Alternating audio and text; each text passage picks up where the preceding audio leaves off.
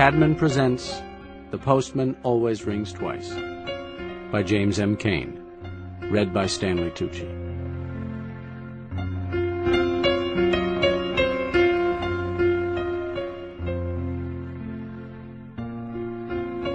Chapter 1. They threw me off the hay truck about noon. I had swung on the night before down at the border, and as soon as I got up there under the canvas, I went to sleep. I needed plenty of that after 3 weeks in Tijuana, and I was still getting it when they pulled off to one side to let the engine cool. Then they saw a foot sticking out and threw me off. I tried some comical stuff, but all I got was a deadpan, so that gag was out. They gave me a cigarette, though, and I hiked down the road to find something to eat. That was when I hit this Twin Oaks Tavern.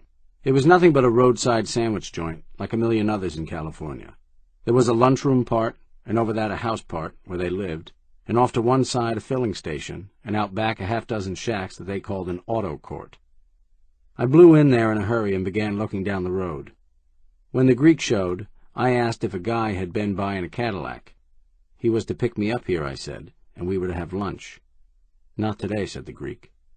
He laid a place at one of the tables and asked me what I was going to have. I said orange juice, cornflakes, fried eggs and bacon, enchilada, flapjacks, and coffee. Pretty soon he came out with the orange juice and the cornflakes. Hold on now. One thing I gotta tell you. If this guy don't show up, you'll have to trust me for it. This was to be on him, and I'm kind of short myself. Okay, fill him up. I saw he was on, and quit talking about the guy in a Cadillac. Pretty soon I saw he wanted something. What do you do? What kind of work, eh? Oh, one thing and another. One thing and another. Why? How old you? 24. Young fellow, eh? I could use young fellow right now, in my business. Nice place you got here. Air is nice. No fog like in Los Angeles. No fog at all. Nice and clear all the time, nice and clear. Must be swell at night. I can smell it now. Sleep fine. You understand automobile? Fix him up? Sure. I'm a born mechanic. He gave me some more about the air and how healthy he's been since he bought this place and how he can't figure it out, why his help won't stay with him. I can figure it out, but I stay with the grub. Hey, you think you'll like it, dear? By that time I had put down the rest of the coffee and lit the cigar he gave me. I tell you how it is. I got a couple of other propositions, that's my trouble, but I'll think about it. I sure will do that all right. Then I saw her. She had been out back, in the kitchen, but she came in to gather up my dishes. Except for the shape, she wasn't really any raving beauty, but she had a sulky look to her, and her lips stuck out in a way that made me want to mash them in for her. Meet my wife. She didn't look at me. I nodded at the Greek, gave my cigar a kind of wave, and that was all. She went out with the dishes, and so far as he and I were concerned, she hadn't even been there. I left, then, but in 5 minutes I was back to leave a message for the guy in the Cadillac. It took me a half an hour to get sold on the job, but at the end of it, I was in the filling station, fixing flats. What's your name, hey? Frank Chambers. Nick Papadakis, mine. We shook hands and he went. In a minute I heard him singing. He had a swell voice. From the filling station I could just get a good view of the kitchen. Chapter 2. About 3 o'clock a guy came along that was all burned up because somebody had pasted a sticker on his wind wing. I had to go in the kitchen to steam it off for him. Enchiladas? Well, you people sure know how to make them. What do you mean, you people? Why, you and Mr. Papadakis, you and Nick. That one I had for lunch, it was a peach. You got a cloth that I can hold on to this thing with? That's not what you meant. Sure it is. You think I'm Mex. Nothing like it. Yes, you do. You're not the first one. Well, get this. I'm just as white as you are, see? I may have dark hair and look a little that way, but I'm just as white as you are. You want to get along good around here? You won't forget that. Why, you don't look Mex. I'm telling you, I'm just as white as you are. No, you don't look even a little bit Mex. Those Mexican women, they all got big hips and bum legs and breasts up under their chin and yellow skin and hair that looks like it had bacon fat on it. You don't look like that. You're small, and you got nice white skin, and your hair is soft and curly, even if it is black. Only thing you've got that's Mex is your teeth. They all got white teeth. You've got to hand that to them. My name was Smith before I was married. That don't sound much like a Mex, does it? Not much. What's more, I don't even come from around here. I come from Iowa. Smith, eh? What's your first name? Cora. You can call me that, if you want to. I knew for certain then what I had just taken a chance on when I went in there. It wasn't those enchiladas that she had to cook, and it wasn't having black hair. It was being married to that Greek that made her feel she wasn't white, and she was even afraid I would begin calling her Mrs. Papadakis. Cora. Sure. And how about calling me Frank? She came over and began helping me with the wind wing. She was so close I could smell her. I shot it right close to her ear, almost in a whisper. How come you married this Greek, anyway? She jumped like I had cut her with a whip. Is that any of your business?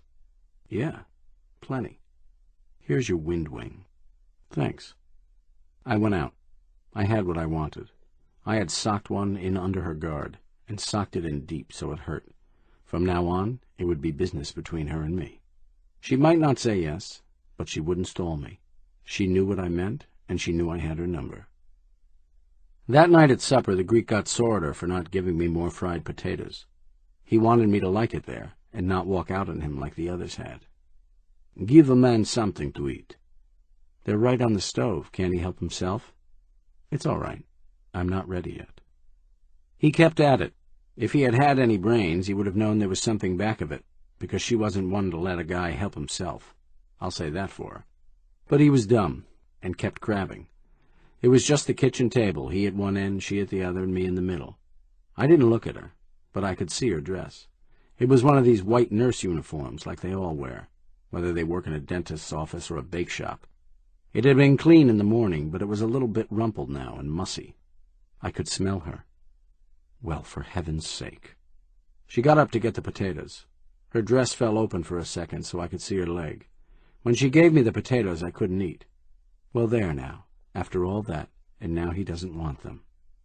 Okay, but he have 'em if he want 'em. I'm not hungry. I ate a big lunch. He acted like he had won a great victory, and now he would forgive her like the big guy he was. She is, all right. She is my little white bird. She is my little white dove. He winked and went upstairs. She and I sat there and didn't say a word. When he came down, he had a big bottle and a guitar. He poured some out of the bottle, but it was sweet Greek wine, and it made me sick to my stomach. He started to sing. He had a tenor voice, not like one of these little tenors like you hear on the radio, but a big tenor, and on the high notes he would put in a sob like on a Caruso record. But I couldn't listen to him now. I was feeling worse by the minute. He saw my face and took me outside. Out in the air, you feel better. It's all right. I'll be all right. Sit down. Keep quiet. Now go ahead in. I just ate too much lunch. I'll be all right. He went in, and I let everything come up. It was like hell, the lunch, or the potatoes, or the wine. I wanted that woman so bad I couldn't keep anything on my stomach. Next morning the sign was blown down. About the middle of the night it had started to blow, and by morning it was a windstorm that took the sign with it. It's awful. Look at that. Was a very big wind. I could no sleep all night. Big wind, all right, but look at the sign. He's busted. I kept tinkering with the sign, and he would come out and watch me. How'd you get this sign, anyway? Was here when I buyed the place. Why? It's lousy, all right. I wonder you do any business at all. I went to gas up a car, and left him to think that over. When I got back, he was still blinking at it, where it was leaning against the front of the lunchroom. 3 of the lights were busted. I plugged in the wire, and half of the others didn't light. Put new lights, hang 'em up, we'll be all right. You're the boss. What's the matter with it? Well, it's out of date. Nobody has bulb signs anymore. They got neon signs. They show up better, and they don't burn as much juice. Then, what does it say? Twin Oaks, that's all. The tavern part, it's not in lights. Well, Twin Oaks don't make me hungry. It don't make me want to stop and get something to eat. It's costing you money, that sign, only you don't know it. Fix him up, we'll be okay. Why don't you get a new sign? I'm busy. But pretty soon he was back with a piece of paper. He had drew a new sign for himself and colored it up with red, white, and blue crayon. It said Twin Oaks Tavern, and Eat, and Barbecue, and Sanitary Restrooms, and N. Papadakis Prop. Swell. That'll knock 'em for a loop. I fixed up the words so they were spelled right, and he put some more curlicues on the letters.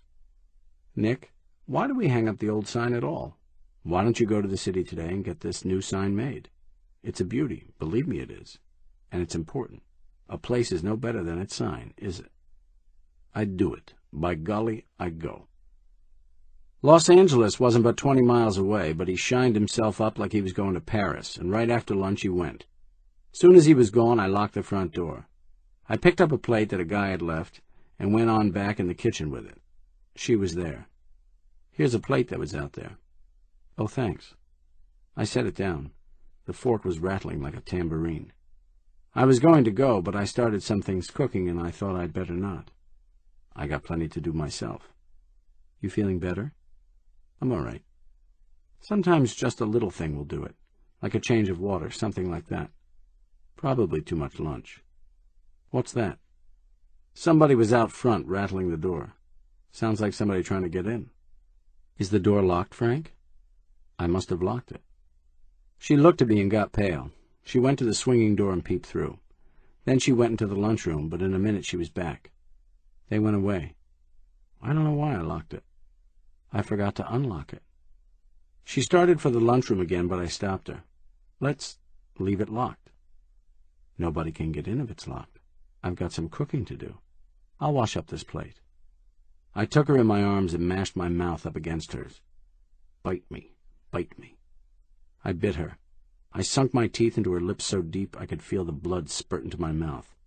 It was running down her neck when I carried her upstairs. Chapter 3.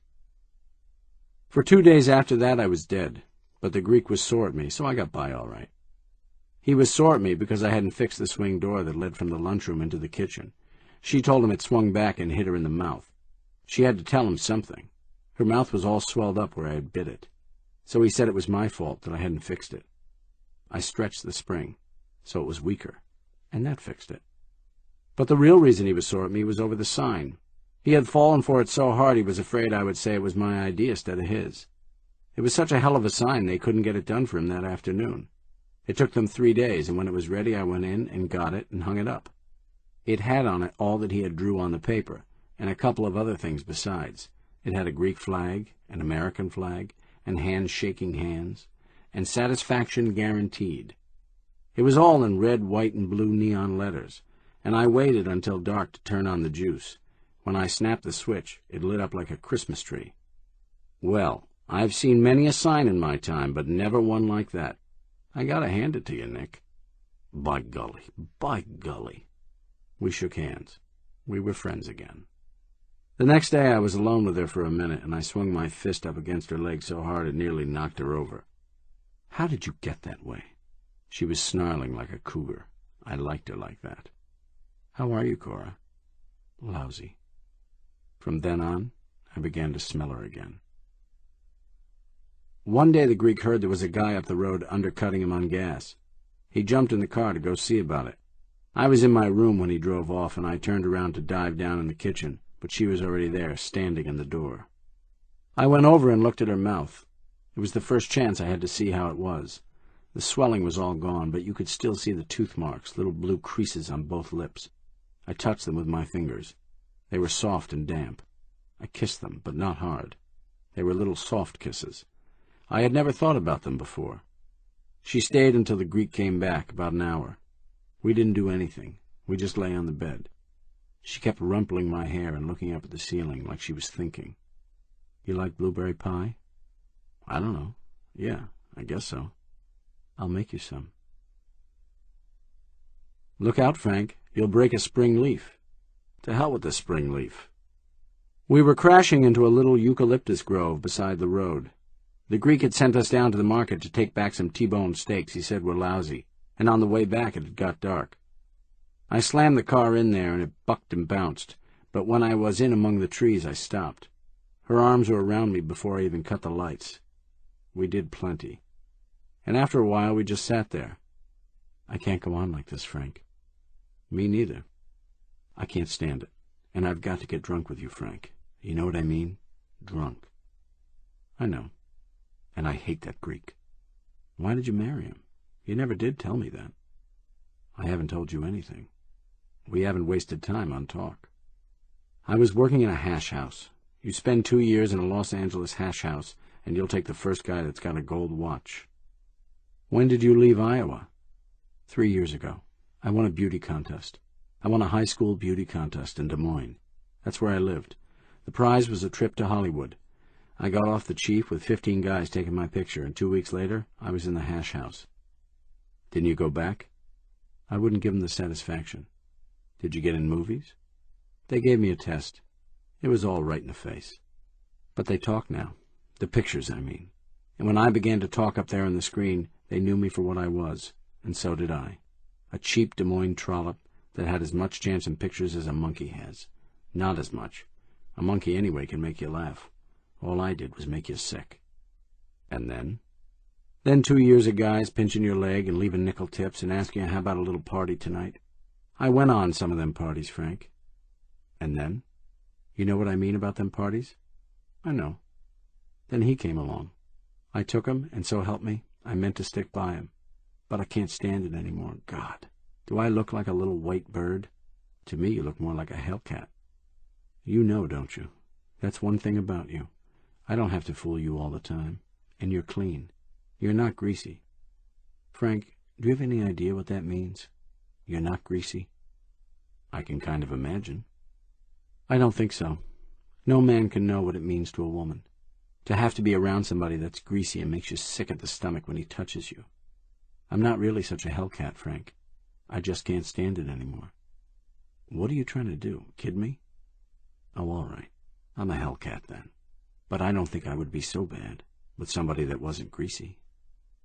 Cora, how about you and me going away? I've thought about it. I've thought about it a lot. We'll ditch this creek and blow. Just blow. Where to? Anywhere. What do we care? Anywhere, anywhere. You know where that is? All over. Anywhere we choose. No, it's not. It's the hash house.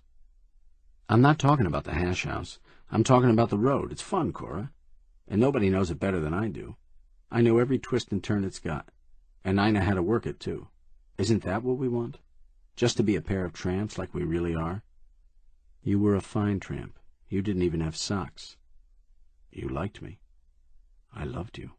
I would love you without even a shirt. I would love you especially without a shirt, so I could feel how nice and hard your shoulders are. Sock and railroad detectives develop the muscles. And you're hard all over, big and tall and hard, and your hair is light. You're not a little soft greasy guy with black kinky hair that puts bay rum on every night. That must be a nice smell. But it won't do, Frank. That road, it don't lead anywhere but to the hash house. The hash house for me and some job like it for you. A lousy parking lot job where you wear a smock. I'd cry if I saw you in a smock, Frank. Well? She sat there for a long time, twisting my hand in both of hers. Frank, do you love me? Yes. Do you love me so much that not anything matters? Yes. There's one way.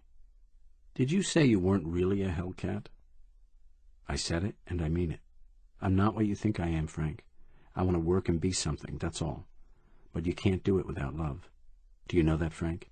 Anyway, a woman can't. Well, I've made one mistake, and I've got to be a hellcat just once to fix it. But I'm not really a hellcat, Frank. They hang you for that. Not if you do it right. You're smart, Frank. I never fooled you for a minute. You'll think of a way. Plenty of them have. Don't worry. I'm not the first woman that had to turn hellcat to get out of a mess. He never did anything to me. He's all right. The hell he's all right. He stinks, I tell you. He's greasy and he stinks. And do you think I'm going to let you wear a smock with Service Auto Parts printed on the back? Thank you, call again. While he has 4 suits and a dozen silk shirts? Isn't that business half mine? Don't I cook? Don't I cook good? Don't you do your part? You talked like it was all right. Who's going to know if it's all right or not? But you and me. You and me. That's it, Frank. That's all that matters, isn't it? Not you and me in the road or anything else, but you and me. You must be a hellcat, though. You couldn't make me feel like this if you weren't.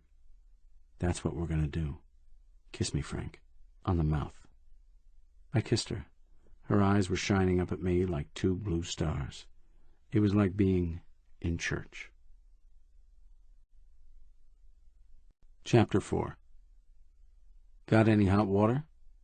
What's the matter with the bathroom? Nick's in there. Oh, I'll give you some out of the kettle.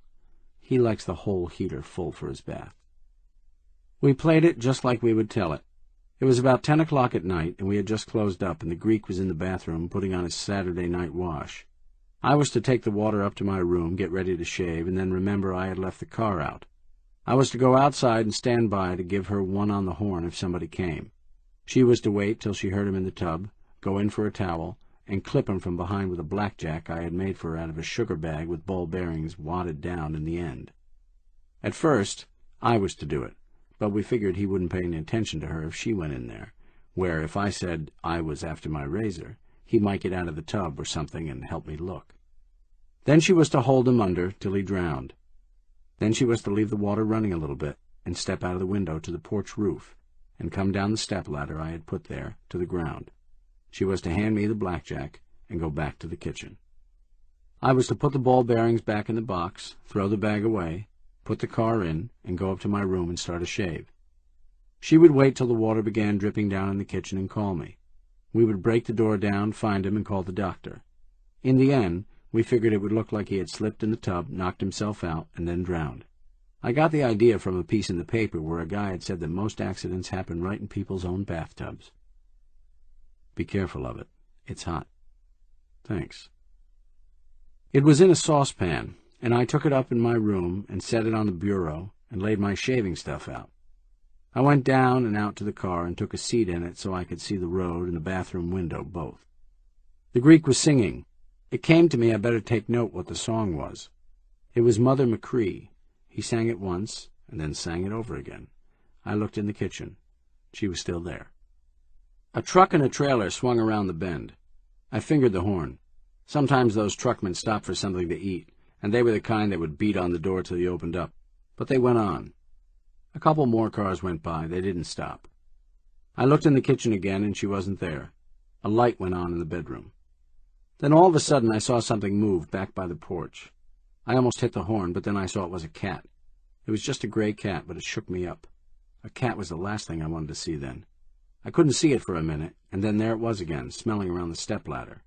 I didn't want to blow the horn because it wasn't anything but a cat, but I didn't want it around that stepladder. I got out of the car, went back there, and shooed it away. I got halfway back to the car when it came back and started up the ladder. I shooed it away again and ran it clear back to the shacks. I started back to the car and then stood there for a little bit, looking to see if it was coming back. A state cop came around the bend. He saw me standing there, cut his motor, and came wheeling in before I could move. When he stopped, he was between me and the car. I couldn't blow the horn. "Taking it easy?" "Just came out to put the car away." "That your car?" "Belongs to this guy I work for." "Okay, just checking up." He looked around, then he saw something. "I'll be damned, look at that." "Look at what?" "Goddamn cat going up that stepladder." "Ha! I love a cat. They're always up to something." He pulled on his gloves, took a look at the night, kicked his pedal a couple of times, and went. Soon as he was out of sight, I dove for the horn. It was too late. There was a flash of fire from the porch, and every light in the place went out. Inside, Cora was screaming with an awful sound in her voice.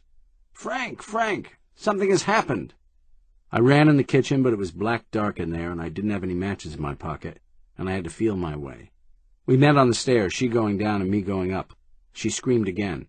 "Keep quiet, for God's sake, keep quiet. Did you do it?" "Yes, but the lights went out, and I haven't held him under yet." "We got to bring him to. There was a state cop out there, and he saw that stepladder." "Phone for the doctor." "You phone, and I'll get him out of there." She went down, and I kept on up. I went in the bathroom and over to the tub. He was laying there in the water, but his head wasn't under. I tried to lift him. I had a hell of a time. He was slippery with soap, and I had to stand in the water before I could raise him at all. All the time I could hear her down there talking to the operator. They didn't give her a doctor. They gave her the police. I got him up and laid him over the edge of the tub, and then got out myself, and dragged him in the bedroom and laid him on the bed. She came up then, and we found matches and got a candle lit. Then we went to work on him. I packed his head in wet towels while she rubbed his wrists and feet. "They're sending an ambulance." "All right, did he see you do it?" "I don't know." Were you behind him? I think so, but then the lights went out, and I don't know what happened. What did you do to the lights? Nothing. The fuse popped. Frank, he'd better not come to. He's got to come to. If he dies, we're sunk. I tell you, that cop saw the stepladder. If he dies, then they'll know. If he dies, they've got us. But suppose he saw me. What's he going to say when he comes to? Maybe he didn't. We just got to sell him a story, that's all. You were in here, and the lights popped, and you heard him slip and fall, and he didn't answer when you spoke to him.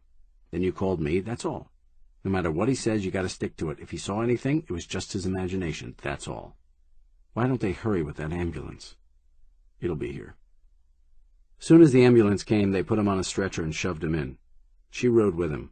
I followed along in the car. Halfway to Glendale, a state cop picked us up and rode on ahead. They went 70 miles an hour, and I couldn't keep up. They were lifting him out when I got to the hospital, and the state cop was bossing the job. When he saw me, he gave a start and stared at me. It was the same cop. They took him in, put him on a table, and wheeled him in the operating room. Cora and myself sat out in the hall. Pretty soon a nurse came and sat down with us. Then the cop came, and he had a sergeant with him. They kept looking at me. Cora was telling the nurse how it happened. I was in there, in the bathroom, getting a towel, and then the lights went out, just like somebody had shot a gun off. Oh my, they made a terrible noise. I heard him fall. He had been standing up, getting ready to turn on the shower. I spoke to him, and he didn't say anything, and it was all dark, and I couldn't see anything, and I didn't know what had happened. I thought he had been electrocuted or something. So then Frank heard me screaming, and he came and got him out, and then I called up for the ambulance, and I don't know what I would have done if they hadn't come quick like they did. They always hurry on a late call. I'm so afraid he's hurt bad. I don't think so. They're taking x-rays in there now. They can always tell from x-rays. But I don't think he's hurt bad. Oh my, I hope not. The cops never said a word. They just sat there and looked at us. They wheeled him out, and his head was covered with bandages. They put him on an elevator, and Cora and me and the nurse and the cops all got on, and they took him up and put him in a room. We all went in there. There weren't enough chairs, and while they were putting him to bed, the nurse went and got some extra ones. We all sat down. Somebody said something, and the nurse made them keep quiet. A doctor came and took a look and went out. We sat there a hell of a while. Then the nurse went over and looked at him. I think he's coming to now. Cora looked at me, and I looked away quick. The cops leaned forward to hear what he said. He opened his eyes. You feel better now? He didn't say anything, and neither did anybody else. It was so still I could hear my heart pounding in my ears. Don't you know your wife?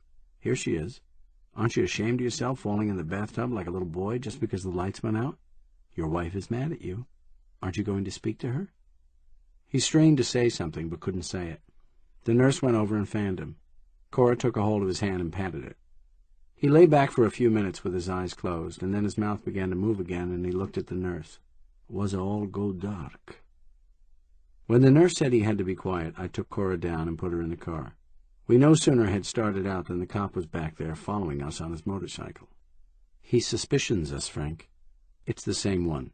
He knew there was something wrong as soon as he saw me standing there keeping watch. He still thinks so. What are we going to do? I don't know. It all depends on that stepladder, whether he tumbles what it's there for. What'd you do with that slingshot? I still got it here in the pocket of my dress. God almighty! If they had arrested you back there and searched you, we'd have been sunk. I gave her my knife, made her cut the string off the bag and take the bearings out. Then I made her climb back, raise the back seat, and put the bag under it. It would look like a rag, like anybody keeps with the tools. You stay back there now and keep an eye on that cop. I'm going to snap these bearings into the bushes one at a time, and you've got to watch if he notices anything. She watched, and I drove with my left hand and leaned my right hand on the wheel. I let go. I shot it like a marble out the window and across the road. Did he turn his head? No. I let the rest go, one every couple of minutes. He never noticed it. We got out to the place, and it was still dark. I hadn't had time to find the fuses, let alone put in a new one. When I pulled in, the cop went past and was there ahead of me. I'm taking a look at that fuse box, buddy. Sure, I'm taking a look myself. We all three went back there, and he snapped on a flashlight. Right away, he gave a funny grunt and stooped down. There was the cat laying on its back, with all 4 feet in the air. Ain't that a shame? Killed her deader than hell. He shot the flashlight up under the porch roof and along the stepladder. That's it, all right, remember? We were looking at her. She stepped off the ladder onto your fuse box, and it killed her deader than hell. That's it, all right. You were hardly gone when it happened. Went off like a pistol shot. I hadn't even had time to move the car. They caught me down the road. You were hardly out of sight. Stepped right off the ladder onto the fuse box. Well, that's the way it goes. Them poor dumb things, they can't get it through their head about electricity, can they? No, sir, it's too much for them. Tough, all right. That's what it is, it's tough. Killed her deader in hell. Pretty cat, too. Remember how she looked when she was creeping up that ladder? I've never seen a cuter cat than she was. And pretty color. And killed her deader in hell. Well, I'll be going along. I guess that straightens us out. Had to check up, you know. That's right. So long, miss. So long. Chapter 5. We didn't do anything about the cat, the fuse box, or anything else. We crept into bed and she cracked up. She cried, and then got a chill, so she was trembling all over, and it was a couple of hours before I could get her quiet. She lay in my arms a while then, and we began to talk. Never again, Frank. That's right, never again. We must have been crazy, just plain crazy. Just our dumb luck that pulled us through. It was my fault. Mine too. No, it was my fault. I was the one that thought it up. You didn't want to. Next time I'll listen to you, Frank. You're smart. You're not dumb like I am. Except there won't be any next time. That's right. Never again. Even if we had gone through with it, they would have guessed it. They always guess it. They guess it anyway, just from habit. Because look how quick that cop knew something was wrong. That's what makes my blood run cold. Soon as he saw me standing there, he knew it. If he could tumble to it all that easy, how much chance would we have if the Greek had died? I guess I'm not really a hellcat, Frank. I'm telling you. If I was, I wouldn't have got scared so easy. I was so scared, Frank. I was scared plenty myself. You know what I wanted when the lights went out? Just you, Frank. I wasn't a hellcat at all then. I was just a little girl afraid of the dark. I was there, wasn't I? I loved you for it. If it hadn't been for you, I don't know what would have happened to us. Pretty good, wasn't it? About how he slipped. And he believed it. Give me half a chance, I got it on the cops every time. You gotta have something to tell, that's it. You gotta fill in all those places, and yet have it as near the truth as you can get it. I know them. I've tangled with them plenty. You fixed it. You're always going to fix it for me, aren't you, Frank? You're the only one ever meant anything to me. I guess I really don't want to be a hellcat. You're my baby. That's it, just your dumb baby. All right, Frank.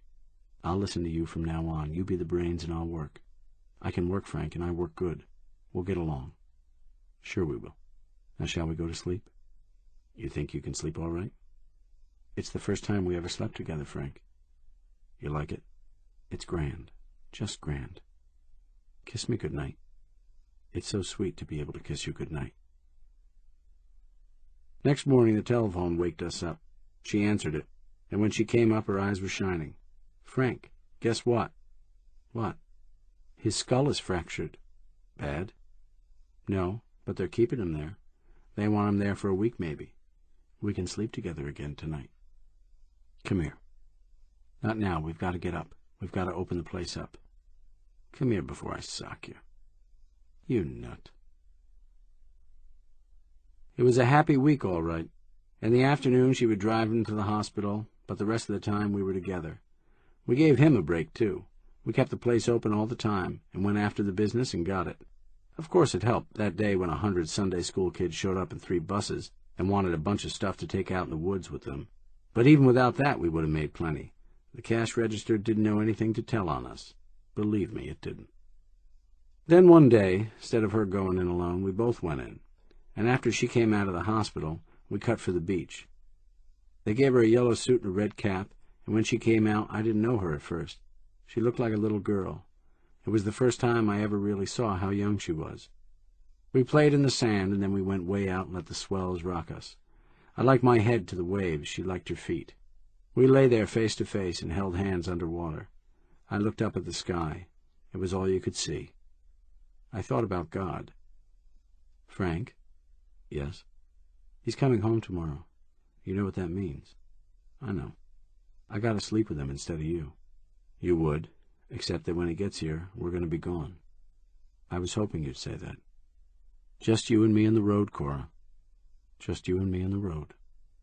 Just a couple of tramps. Just a couple of gypsies. But we'll be together. That's it. We'll be together. Next morning we packed up. Anyway, she packed. I had bought a suit, and I put that on, and it seemed to be about all. She put her things in a hat box. When she got done with it, she handed it to me. Put that in the car, will you? The car? Aren't we taking the car? Not unless you want to spend the first night in jail, we're not. Stealing a man's wife, that's nothing. But stealing his car, that's larceny. We started out. It was 2 miles to the bus stop, and we had to hike it. Every time a car went by, we would stand there with our hands stuck out like a cigar store Indian, but none of them stopped. A man alone can get a ride, and a woman alone, if she's fool enough to take it. But a man and a woman together don't have much luck. After about 20 had gone by, she stopped. We had gone about a quarter of a mile. Frank, I can't. What's the matter? This is it. This is what? The road. You're crazy. You're tired, that's all. Look, you wait here and I'll get somebody down the road to drive us into the city. That's what we ought to have done anyhow. Then we'll be all right. No, it's not that. I'm not tired. I can't. That's all. At all. Don't you want to be with me, Cora? You know I do. We can't go back, you know. We can't start up again like it was before, you know that. You've got to come. I told you I wasn't really a bum, Frank. I don't feel like no gypsy. I don't feel like nothing, only ashamed that I'm out here asking for a ride. I told you we're getting a car into the city. And then what? Then we're there. Then we get going. No, we don't. We spend one night in a hotel, and then we start looking for a job, and living in a dump. Isn't that a dump? What you just left? It's different. Cora, you gonna let it get your goat? It's got it, Frank. I can't go on. Goodbye. Will you listen to me for a minute? Goodbye, Frank. I'm going back. She kept tugging at the hat box. I tried to hold on to it anyway to carry it back for her, but she got it. She started back with it. She had looked nice when she started out with a little blue suit and blue hat, but now she looked all battered, and her shoes were dusty, and she couldn't even walk right from crying. All of a sudden, I found out I was crying too. Chapter 6. I caught a ride to San Bernardino. It's a railroad town, and I was going to hop a freight east. But I didn't do it. I ran into a guy in a pool room and began playing him one ball on the side. He was the greatest job in the way of a sucker that God ever turned out, because he had a friend that could really play. The only trouble with him was he couldn't play good enough. I hung around with a pair of them a couple of weeks and took $250 off of them, all they had, and then I had to beat it out of town quick. I caught a truck from Mexicali, and then I got to thinking about my $250, and how with that much money we could go to the beach and sell hot dogs or something until we got a stake to take a crack at something bigger. So I dropped off and caught a ride back to Glendale. I began hanging around the market where they bought their stuff, hoping I would bump into her. I even called her up a couple of times, but the Greek answered, and I had to make out it was a wrong number. In between walking around the market, I hung around a pool room about a block down the street. One day a guy was practicing shots alone on one of the tables. You could tell he was new at it from the way he held his cue. I began practicing shots on the next table. I figured if $250 was enough for a hot dog stand, $350 would leave us sitting pretty. How you say to a little one ball on the side? I never played that game much. Nothing to it. Just the one ball in the side pocket. Anyhow, you look too good for me. Me? I'm just a punk. Oh well, if it's just a friendly game. We started to play, and I let him take 3 or 4 just to feel good. I kept shaking my head like I couldn't understand it. Too good for you, hey? Well, that's a joke, but I swear, I'm really better than this. I can't seem to get going. How you say we put $1 on it, just to make it lively? Oh, well, I can't lose much at $1. We made it $1 a game, and I let him take 4 or 5, maybe more. I shot like I was pretty nervous, and in between shots I would wipe off the palm of my hand with a handkerchief like I must be sweating. Well, it looks like I'm not doing so good. How about making it $5 so I can get my money back, and then we'll go have a drink? Oh, well, it's just a friendly game, and I don't want your money. Sure. We'll make it $5, and then we'll quit. I let him take 4 or 5 more, and from the way I was acting, you would have thought I had heart failure, and a couple of more things besides. I was plenty blue around the gills. Look, I got sense enough to know when I'm out of my class, all right, but let's make it $25 so I can break even, and then we'll go have that drink. That's pretty high for me. What the hell, you're playing on my money, aren't you? Oh, well, all right. Make it 25. Then was when I really started to shoot. I made shots that Hoppy couldn't make. I banked them in from 3 cushions, I made billiard shots, I had my English working so the ball just floated around the table. I even called a jump shot and made it. He never made a shot that Blind Tom, the sightless piano player, couldn't have made. He miscued, he got himself all tangled up on position, he scratched, he put the one ball in the wrong pocket, he never even called a bank shot. And when I walked out of there, he had my $2.50 and a $3 watch that I had bought to keep track of when Cora might be driving into the market. Oh, I was good, all right. The only trouble was, I wasn't quite good enough. "Hey, Frank!" It was the Greek running across the street at me before I had really got out the door. "Well, Frank, you old son of a gun, where you been? Put it there. Why you run away from me just the time I hurt my head I need you most?" We shook hands. He still had a bandage around his head and a funny look in his eyes, but he was all dressed up in a new suit, and had a black hat cocked over on the side of his head, and a purple necktie, and brown shoes, and his gold watch chain looped across his vest, and a big cigar in his hand.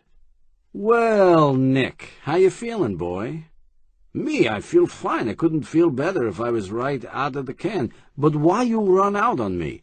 I swore as hell at you, you old son of a gun." "Well, you know me, Nick. I stay put a while and then I gotta ramble." "You pick one hell of a time to ramble. What you do, hey? Come on, you don't do nothing, you old son of a gun. I know you. Come on over while I buy 'em steaks. I tell you all about it."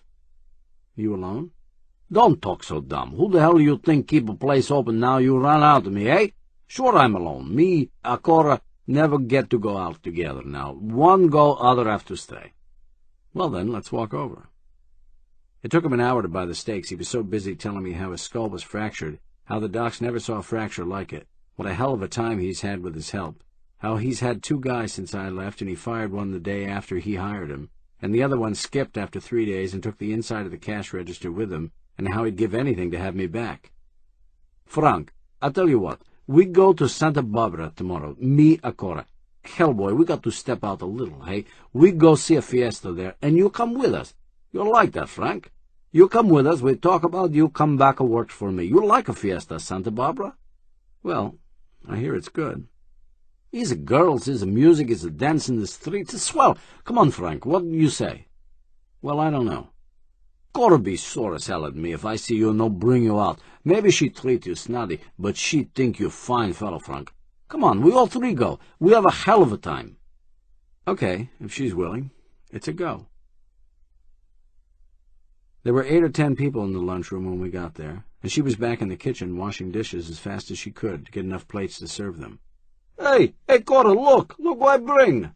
"Well, for heaven's sake, where did he come from?" "I see him today at Glendale. He go to Santa Barbara with us." "Hello, Cora. How you been? You're quite a stranger around here." She wiped her hands quick and shook hands, but her hand was soapy. She went out front with an order, and me and the Greek sat down. He generally helped her with the orders, but he was all hot to show me something, and he let her do it all alone. It was a big scrapbook, and in the front of it he had pasted his naturalization certificate, and then his wedding certificate, and then his license to do business in Los Angeles County, and then a picture of himself in the Greek army, and then a picture of him and Cora the day they got married, and then all the clippings about his accident. Those clippings in the regular papers, if you ask me, were more about the cat than they were about him, but anyway they had his name in them, and how he had been brought to the Glendale hospital and was expected to recover. The one in the Los Angeles Greek paper, though, was more about him than about the cat, and had a picture of him in it, in the dress suit he had when he was a waiter, and the story of his life. Then came the X-rays. There were about a half-dozen of them, because they took a new picture every day to see how he was getting along. How he had fixed them up was to paste 2 pages together along the edges, and then cut out a square place in the middle, where the X-ray was slipped in, so you could hold it up to the light and look through it. After the X-rays came the receipted hospital bills, the receipted doctor's bills, and the receipted nurse's bills. That rap on the conch cost him $322, believe it or not. It's a nice, eh? Swell. It's all there, right on the line. Of course, is not done yet. I'm fix 'em up red, a white, a blue, fix 'em up fine. Look. He showed me where he had put the fancy stuff on a couple of the pages. He had inked in the curly cues, and then colored it with red, white, and blue. Over the naturalization certificate, he had a couple of American flags and an eagle, and over the Greek army picture, he had crossed Greek flags and another eagle. And over his wedding certificate, he had a couple of turtle doves on a twig. He hadn't figured out yet what to put on the other stuff, but I said over the clippings he should put a cat with red, white, and blue fire coming out of its tail, and he thought that was pretty good.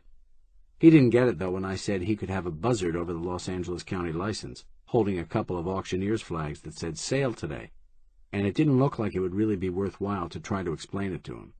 But I got it at last why he was all dressed up and not carrying out the chow like he used to, and acted so important.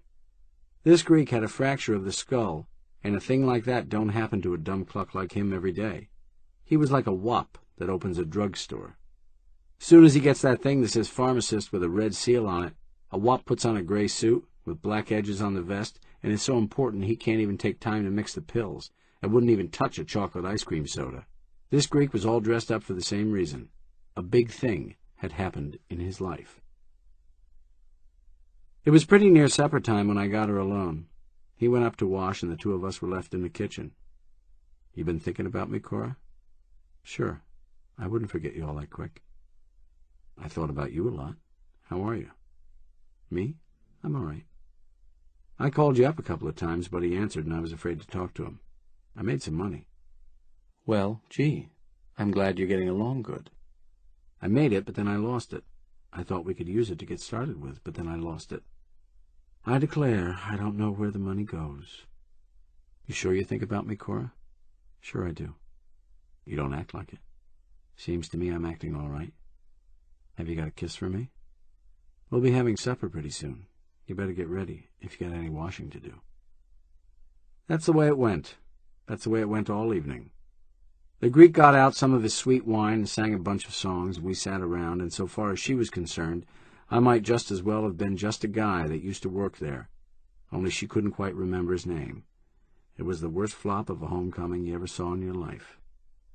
When it came to go to bed, I let them go up, and then I went outside to try and figure out whether to stay there and see if I couldn't get going with her again, or blow and try to forget her.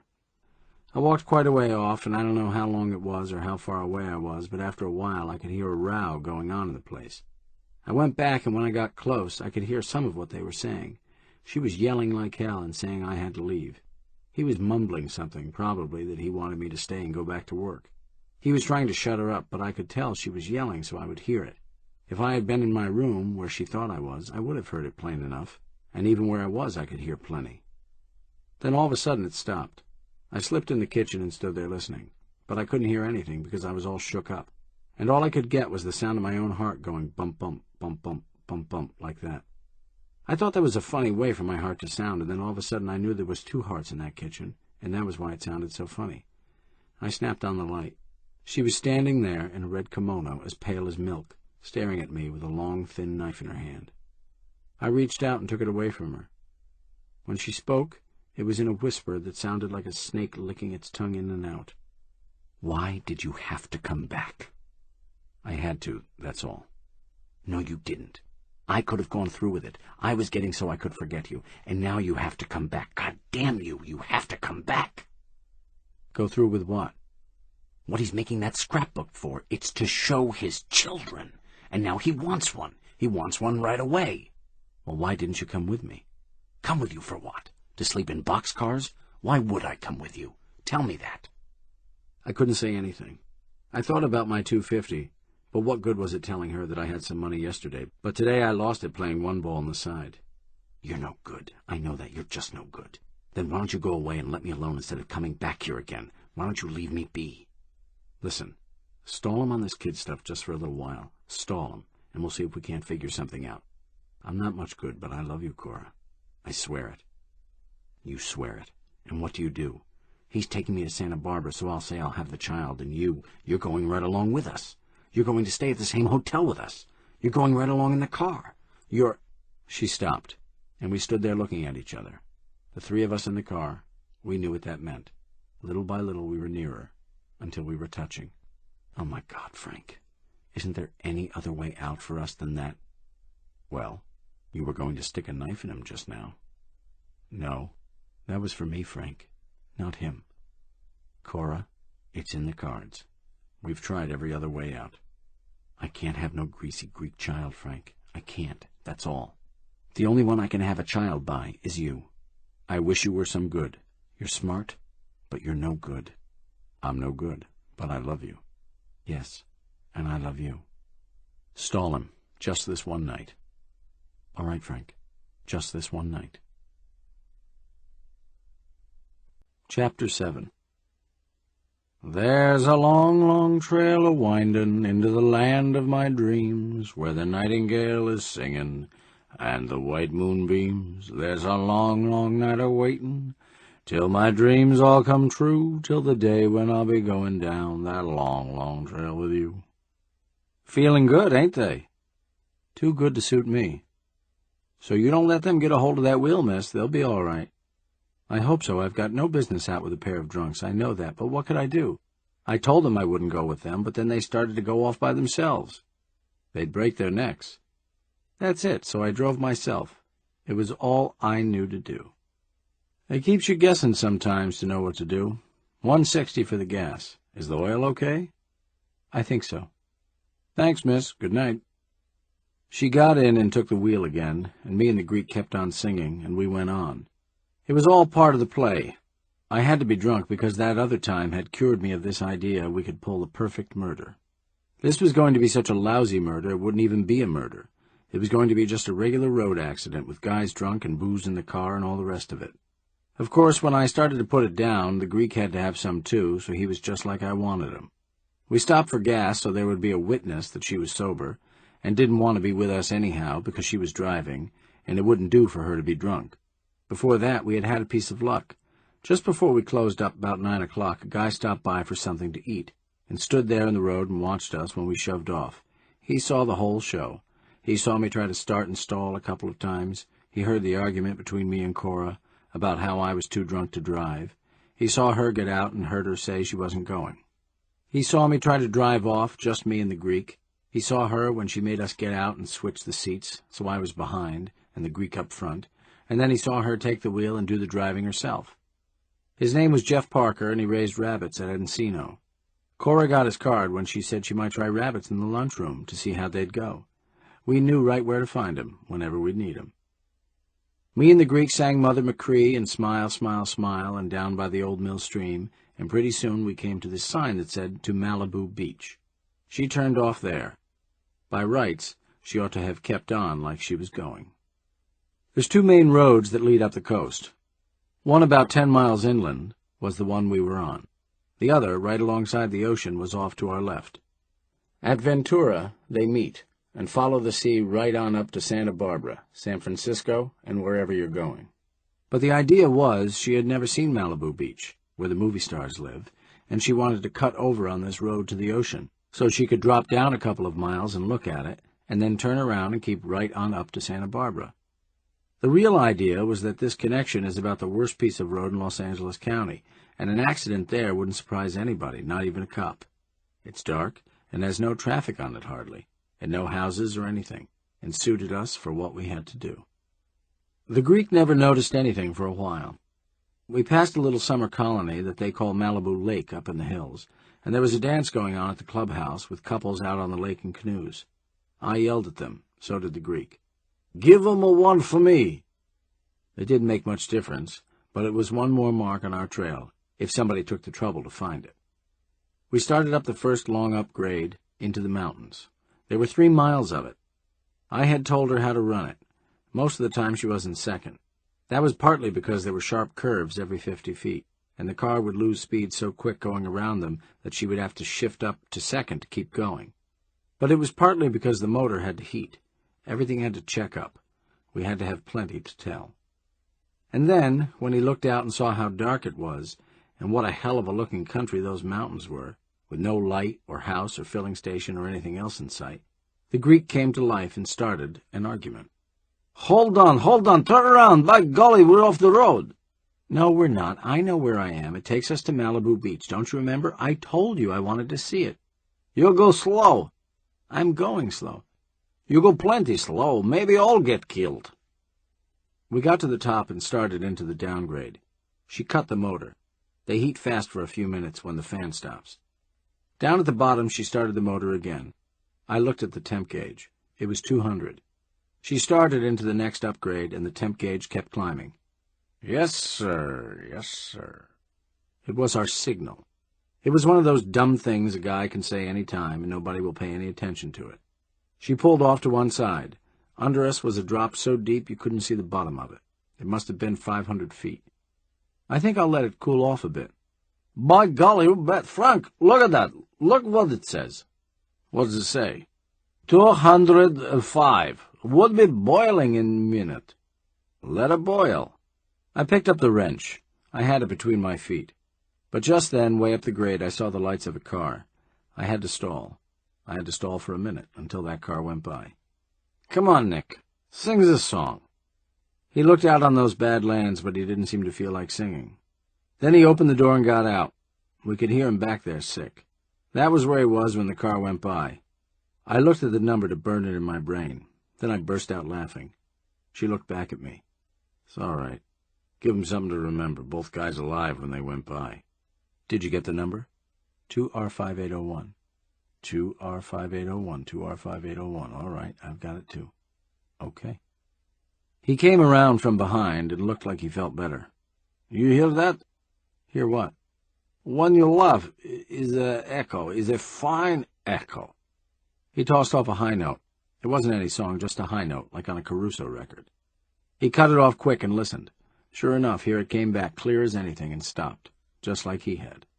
Does it sound like me? Just like you, kid. Just the same old toot. By golly, it's swell. He stood there for 5 minutes, tossing off high notes and listening to them come back. It was the first time he ever heard what his voice sounded like. He was as pleased as a gorilla that's seen his face in the mirror. She kept looking at me. We had to get busy. I began to act sore. What the hell? You think we got nothing to do but listen to you yodel at yourself all night? Come on, get in, let's get going. It's getting late, Nick. Okay. He got in, but shoved his face out to the window and let go one. I braced my feet, and while he still had his chin on the windowsill, I brought down the wrench. His head cracked, and I felt it crush. He crumpled up and curled on the seat like a cat on a sofa. It seemed a year before he was still. Then Cora, she gave a funny kind of gulp that ended in a moan. Because here came the echo of his voice. It took the high note, like he did, and swelled and stopped and waited.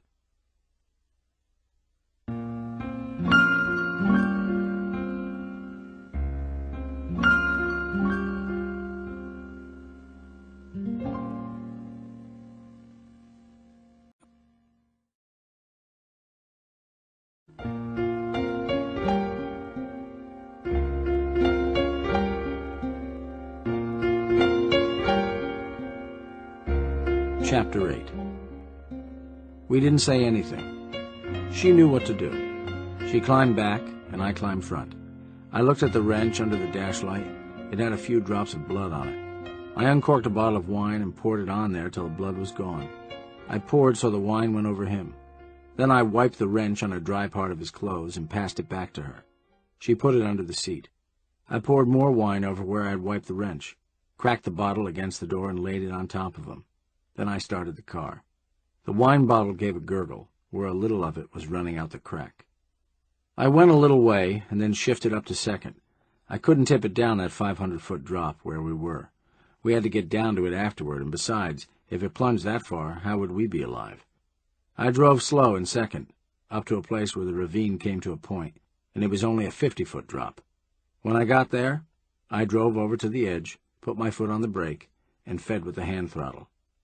As soon as the right front wheel went off, I stepped hard on the brake. It stalled. That was how I wanted it. The car had to be in gear, with the ignition on, but that dead motor would hold it for the rest of what we had to do. We got out. We stepped on the road, not the shoulder, so there wouldn't be footprints. She handed me a rock and a piece of 2x4 I had back there. I put the rock under the rear axle. It fitted, because I had picked one that would fit. I slipped the 2x4 over the rock and under the axle. I heaved down on it. The car tipped, but it hung there. I heaved again. It tipped a little more. I began to sweat. Here we were, with a dead man in the car, and suppose we couldn't tip it over. I heaved again, but this time she was beside me. We both heaved. We heaved again. And then all of a sudden, there we were, sprawled down on the road, and the car was rolling over and over down the gully and banging so loud you could hear it a mile. It stopped. The lights were still on, but it wasn't on fire. That was the big danger. With that ignition on, if the car burned up, why weren't we burned too? I snatched up the rock and gave it a heave down the ravine. I picked up the 2x4, ran up the road with it away, and slung it down right in the roadway. It didn't bother me any. All over the road, wherever you go, are pieces of wood that have dropped off trucks, and they get all splintered up from cars running over them, and this was one of them. I had left it out all day, and it had tire marks on it, and the edges were all chewed up. I ran back, picked her up, and slid down the ravine with her. Why I did that was on account of the tracks. My tracks, they didn't worry me any. I figured there would be plenty of men piling down there pretty soon, but those sharp heels of hers, they had to be pointed in the right direction, if anybody took the trouble to look. I set her down. The car was hanging there on 2 wheels about halfway down the ravine. He was still in there, but now he was down on the floor. The wine bottle was wedged between him and the seat, and while we were looking it gave a gurgle. The top was all broken in, both fenders were bent. I tried the doors. That was important, because I had to get in there and be cut up with glass while she went up on the road to get help. They opened all right. I began to fool with her blouse to bust the buttons so she would look banged up. She was looking at me and her eyes didn't look blue, they looked black. I could feel her breath coming fast. Then it stopped, and she leaned real close to me.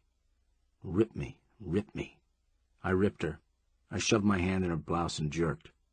She was wide open from her throat to her belly. You got that climbing out. You caught it in the door handle. My voice sounded queer, like it was coming out of a tin phonograph. And this, you don't know how you got. I hauled off and hit her in the eye as hard as I could.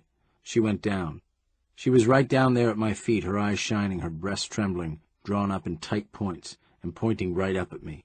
She was down there, and the breath was roaring in the back of my throat like I was some kind of animal, and my tongue was all swelled up in my mouth and blood pounding in it. Yes, yes, Frank, yes. Next thing I knew, I was down there with her, and we were staring into each other's eyes, and locked in each other's arms, and straining to get closer. Hell could have opened for me then, and it wouldn't have made any difference. I had to have her, if I hung for it. I had her. Chapter 9. We lay there for a few minutes, then, like we were doped. It was so still that all you could hear was this gurgle from the inside of the car. What now, Frank? Tough road ahead, Cora. You've got to be good from now on. You sure you can go through it? After that, I can go through anything. They'll come at you, those cops. They'll try to break you down. You ready for them? I think so. Maybe they'll pin something on you. I don't think they can with those witnesses we got, but maybe they do it. Maybe they pin it on you for manslaughter, and you spend a year in jail. Maybe it's as bad as that. You think you can take it on the chin? So you're waiting for me when I come out. I'll be there. Then I can do it. Don't pay any attention to me. I'm a drunk. They got tests that'll show that.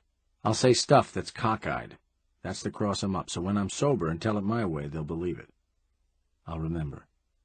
And you're pretty sore at me for being drunk, for being the cause of it all. Yes, I know. Then we're set. Frank? Yes? There's just one thing. We've got to be in love. If we love each other, then nothing matters. Well, do we? I'll be the first one to say it. I love you, Frank. I love you, Cora. Kiss me. I kissed her, and held her close, and then I saw a flicker of light on the hill across the ravine. Up on the road now. You're going through with it. I'm going through with it. Just ask for help. You don't know he's dead yet. I know. You fell down after you climbed out. That's how you got the sand on your clothes. Yes, goodbye. Goodbye. She started up the road and I dived for the car, but all of a sudden I found I didn't have any hat. It had to be in the car, and my hat had to be with me. I began clawing around for it. The car was coming closer and closer. It was only 2 or 3 bends away, and I didn't have my hat yet, and I didn't have a mark on me. I gave up and started for the car. Then I fell down. I had hooked my foot in it. I grabbed it and jumped in. My weight no sooner went on the floor than it sank, and I felt the car turning over on me. That was the last I knew for a while. Next I was on the ground, and there was a lot of yelling and talking going on around me. My left arm was shooting pain so bad I would yell every time I felt it, and so was my back. Inside my head was a bellow that would get big and go away again. When it did that, the ground would fall away and this stuff I had drunk would come up. I was there and I wasn't there, but I had sense enough to roll around and kick. There was sand on my clothes, too, and there had to be a reason. Next there was a screech in my ears, and I was in an ambulance. A state cop was at my feet and a doctor was working on my arm. I went out again as soon as I saw it. It was running blood, and between the wrist and the elbow was bent like a snapped twig. It was broke. When I came out of it again, the doctor was still working on it, and I thought about my back. I wiggled my foot and looked at it to see if I was paralyzed. It moved. The screech kept bringing me out of it, and I looked around and saw the Greek. He was on the other bunk. Yay, Nick. Nobody said anything. I looked around some more, but I couldn't see anything of Cora.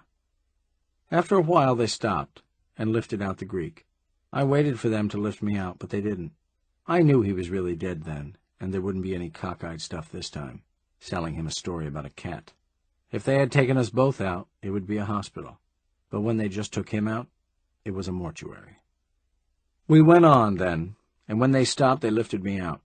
They carried me in and set the stretcher on a wheel table and rolled me in a white room. Then they got ready to set my arm.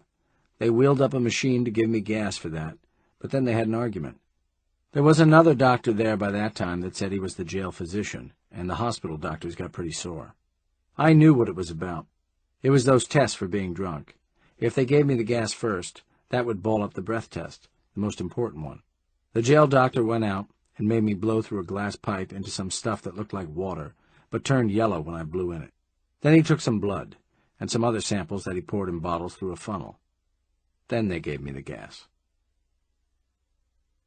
When I began to come out of it, I was in a room, in bed, and my head was all covered with bandages. And so was my arm, with a sling besides, and my back was all strapped up with adhesive tape so I could hardly move. A state cop was there reading the morning paper. My head ached like hell, and so did my back, and my arm had shooting pains in it. After a while, a nurse came in and gave me a pill, and I went to sleep. When I woke up, it was about noon, and they gave me something to eat. Then 2 more cops came in, and they put me on a stretcher again, and took me down and put me in another ambulance. Where are we going? Inquest. Inquest? That's what they have when somebody's dead, ain't it? That's right. I was afraid they'd got it. Only one. Which? The man. Oh. Was the woman bad hurt? Not bad. Looks pretty bad for me, don't it? Watch out there, buddy. It's okay with us if you want to talk, but anything you say may fall back in your lap when you get to court. That's right. Thanks. When we stopped, it was in front of an undertaker's shop in Hollywood, and they carried me in. Cora was there, pretty battered up. She had on a blouse that the police matron had lent her, and it puffed out around her belly like it was stuffed with hay. Her suit and her shoes were dusty, and her eye was all swelled up where I had hit it. She had the police matron with her. The coroner was back of a table with some kind of secretary guy beside him. Off to one side were 6 guys that acted pretty sore, with cops standing guard over them. They were the jury. There was a bunch of other people with cops pushing them around to the place where they ought to stand. The undertaker was tiptoeing around, and every now and then he would shove a chair under somebody. He brought a couple for Cora and the matron. Off to one side on a table was something under a sheet. Soon as they had me parked the way they wanted me on the table, the coroner rapped with his pencil and they started. First thing was a legal identification. She began to cry when they lifted the sheet off, and I didn't like it much myself. After she looked and I looked and the jury looked, they dropped the sheet again. Do you know this man? He was my husband. His name? Nick Papadakis. Next came the witnesses. The sergeant told how he got the call and went up there with 2 officers after he phoned for an ambulance, and how he sent Cora in by a car he took charge of, and me and the Greek in by ambulance, and how the Greek died on the way in and was dropped off at the mortuary. Next, a hick by the name of Wright told how he was coming around the bend, and heard a woman scream, and heard a crash, and saw the car going over and over, the light still on, down the gully. He saw Cora in the road waving at him for help, and went down to the car with her and tried to get me and the Greek out. He couldn't do it because the car was on top of us, so he sent his brother, that was in the car with him, for help. After a while, more people came, and the cops. And when the cops took charge, they got the car off us and put us in the ambulance. Then Wright's brother told about the same thing, only he went back for the cops. Then the jail doctor told how I was drunk, and how examination of the stomach showed the Greek was drunk, but Cora wasn't drunk. Then he told which cracked bone it was the Greek died of. Then the coroner turned to me and asked me if I wanted to testify. Yes, sir, I guess so. I warn you that any statement you make may be used against you and that you are under no compulsion to testify unless you so wish. I got nothing to hold back. All right, then. What do you know about this? All I know is that first I was going along. Then I felt the car sink under me and something hit me, and that's all I can remember until I come to in the hospital. You were going along? Yes, sir. You mean you were driving the car? Yes, sir. I was driving it. That was just a cockeyed story I was going to take back later on, when we got in a place where it really meant something, which this inquest didn't. I figured if I told a bum story first and then turned around and told another story, it would sound like the second story was really true, where if I had a pat story right from the beginning, it would sound like what it was, pat. I was doing this one different from the first time. I meant to look bad right from the start, but if I wasn't driving the car, it didn't make any difference how bad I looked. They couldn't do anything to me. What I was afraid of was that perfect murder stuff that we cracked up on last time. Just one little thing, and we were sunk. But here, if I looked bad, there could be quite a few things, and still I wouldn't look much worse. The worse I looked on account of being drunk, the less the whole thing would look like a murder. The cops looked at each other, and the coroner studied me like he thought I was crazy. They had already heard it all, how I was pulled out from under the back seat. You're sure of that you were driving? Absolutely sure. You had been drinking? No, sir. You heard the results of the tests that were given you? I don't know nothing about the tests. All I know is I didn't have no drink. He turned to Cora. She said she would tell what she could. Who was driving this car? I was. Where was this man? On the back seat. Had he been drinking? She kind of looked away and swallowed and cried a little bit. Do I have to answer that? You don't have to answer any question unless you so wish. I don't want to answer. Very well, then. Tell in your own words what happened. I was driving along. There was a long upgrade, and the car got hot. My husband said I had better stop to let it cool off. How hot? Over 200. Go on. So after we started the downgrade, I cut the motor, and when we got to the bottom, it was still hot. And before we started up again, we stopped. We were there maybe 10 minutes. Then I started up again. And I don't know what happened. I went into high, and I didn't get enough power, and I went into second right quick, and the men were talking, or maybe it was on account of making the quick shift, but anyhow, I felt one side of the car go down. I yelled to them to jump, but it was too late. I felt the car going over and over, and the next thing I knew, I was trying to get out, and then I was out, and then I was up on the road. The coroner turned to me again. What are you trying to do? Shield this woman? I don't notice her shielding me any. The jury went out, and then came in and gave a verdict that the said Nick Papadakis came to his death as the result of an automobile accident on the Malibu Lake Road, caused in whole or in part by criminal conduct on the part of me and Cora, and recommended that we be held for the action of the grand jury. There was another cop with me that night in the hospital, and the next morning he told me that Mr. Sackett was coming over to see me, and I'd better get ready. I could hardly move yet, but I had the hospital barber shave me up and make me look as good as he could. I knew who Sackett was. He was the district attorney. About 10:30 he showed up, and the cop went out, and there was nobody there but him and me. He was a big guy with a bald head and a breezy manner. Well, well, well, how do you feel? I feel okay, Judge. Kind of shook me up a little, but I'll be all right. As the fellow said when he fell out of the airplane, it was a swell ride, but we lit kind of hard. That's it. Now, Chambers, you don't have to talk to me if you don't want to, but I've come over here partly to see what you look like, and partly because it's been my experience that a frank talk saves a lot of breath afterwards, and sometimes paves the way to the disposition of a whole case with a proper plea, and anyway, as the fellow says, after it's over, we understand each other. Why, sure, Judge. What was it you wanted to know? I made it sound pretty shifty, and he sat there looking me over. Suppose we start at the beginning. About this trip? That's it. I want to hear all about it. He got up and began to walk around. The door was right by my bed, and I jerked it open. The cop was halfway down the hall, chinning a nurse. Sackett burst out laughing. No dictaphones in this. They don't use them anyway, except in movies. I let a sheepish grin come over my face. I had him like I wanted him. I had pulled a dumb trick on him, and he had got the better of me. Okay, Judge, I guess it was pretty silly at that. All right, I'll begin at the beginning, and I'll tell it all. I'm in Dutch, all right, but I guess lying about it won't do any good. That's the right attitude, Chambers. I told him how I walked out on the Greek, and how I bumped into him on the street one day, and he wanted me back, and then asked me to go on this Santa Barbara trip with them to talk it over. I told him how we put down the wine, and how we started out, with me at the wheel. He stopped me then. So you were driving the car? Judge, suppose you tell me that. What do you mean, Chambers? I mean, I heard what she said at the inquest. I heard what those cops said. I know where they found me. So I know who was driving all right. She was. But if I tell it like I remember it, I gotta say I was driving it. I didn't tell that coroner any lie, Judge. It still seems to me I was driving it. You lied about being drunk. That's right. I was all full of booze and ether and dope that they give you, and I lied all right. But I'm all right now, and I got sense enough to know the truth is all that can get me out of this, if anything can. Sure, I was drunk. I was stinko.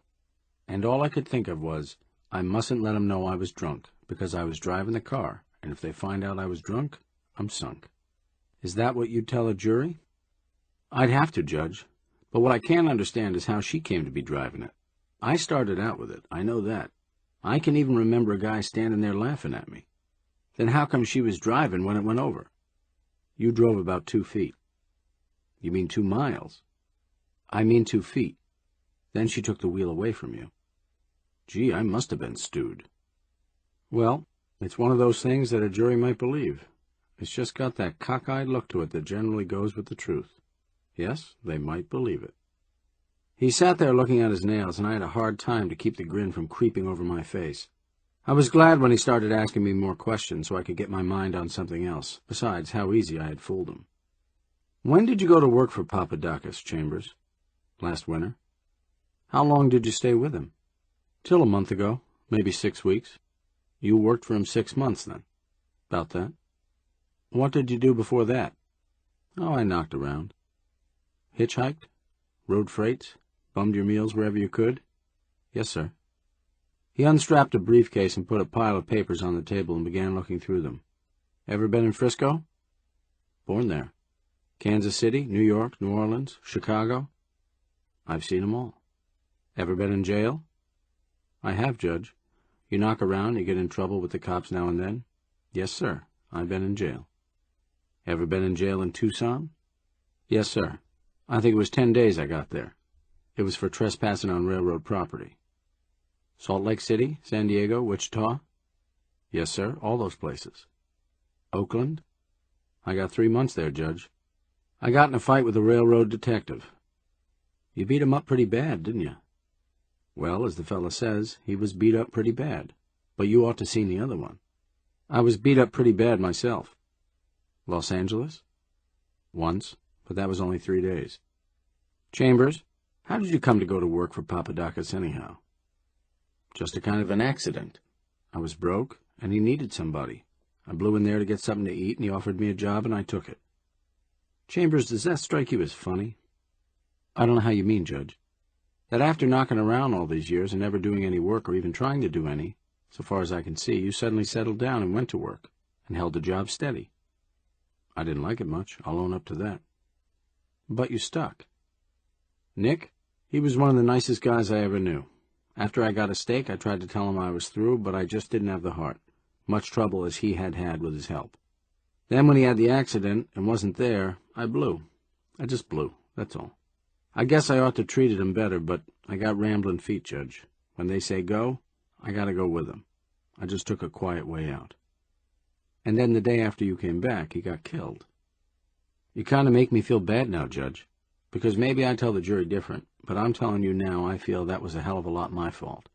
If I hadn't been there and begun promoting him for something to drink that afternoon, maybe he'd be here now. Understand, maybe that didn't have anything to do with it at all. I don't know. I was stinko, and I don't know what happened. Just the same, if she hadn't had 2 drunks in the car, maybe she could have drove better, couldn't she? Anyway, that's how I feel about it. I looked at him to see how he was taking it. He wasn't even looking at me. All of a sudden he jumped up and came over to the bed and took me by the shoulder. "Out with it, Chambers. Why did you stick with Papadakis for 6 months?" "Judge, I don't get you." "Yes, you do. I've seen her, Chambers, and I can guess why you did it. She was in my office yesterday, and she had a black eye, and she was pretty well banged up, but even with that she looked pretty good. For something like that, plenty of guys have said goodbye to the road, rambling feet or not." "Anyhow, they rambled." "No, Judge, you're wrong." "They didn't ramble long. It's too good, Chambers. Here's an automobile accident that yesterday was a dead open and shut case of manslaughter, and today it's just evaporated into nothing at all. Every place I touch it, up pops a witness to tell me something.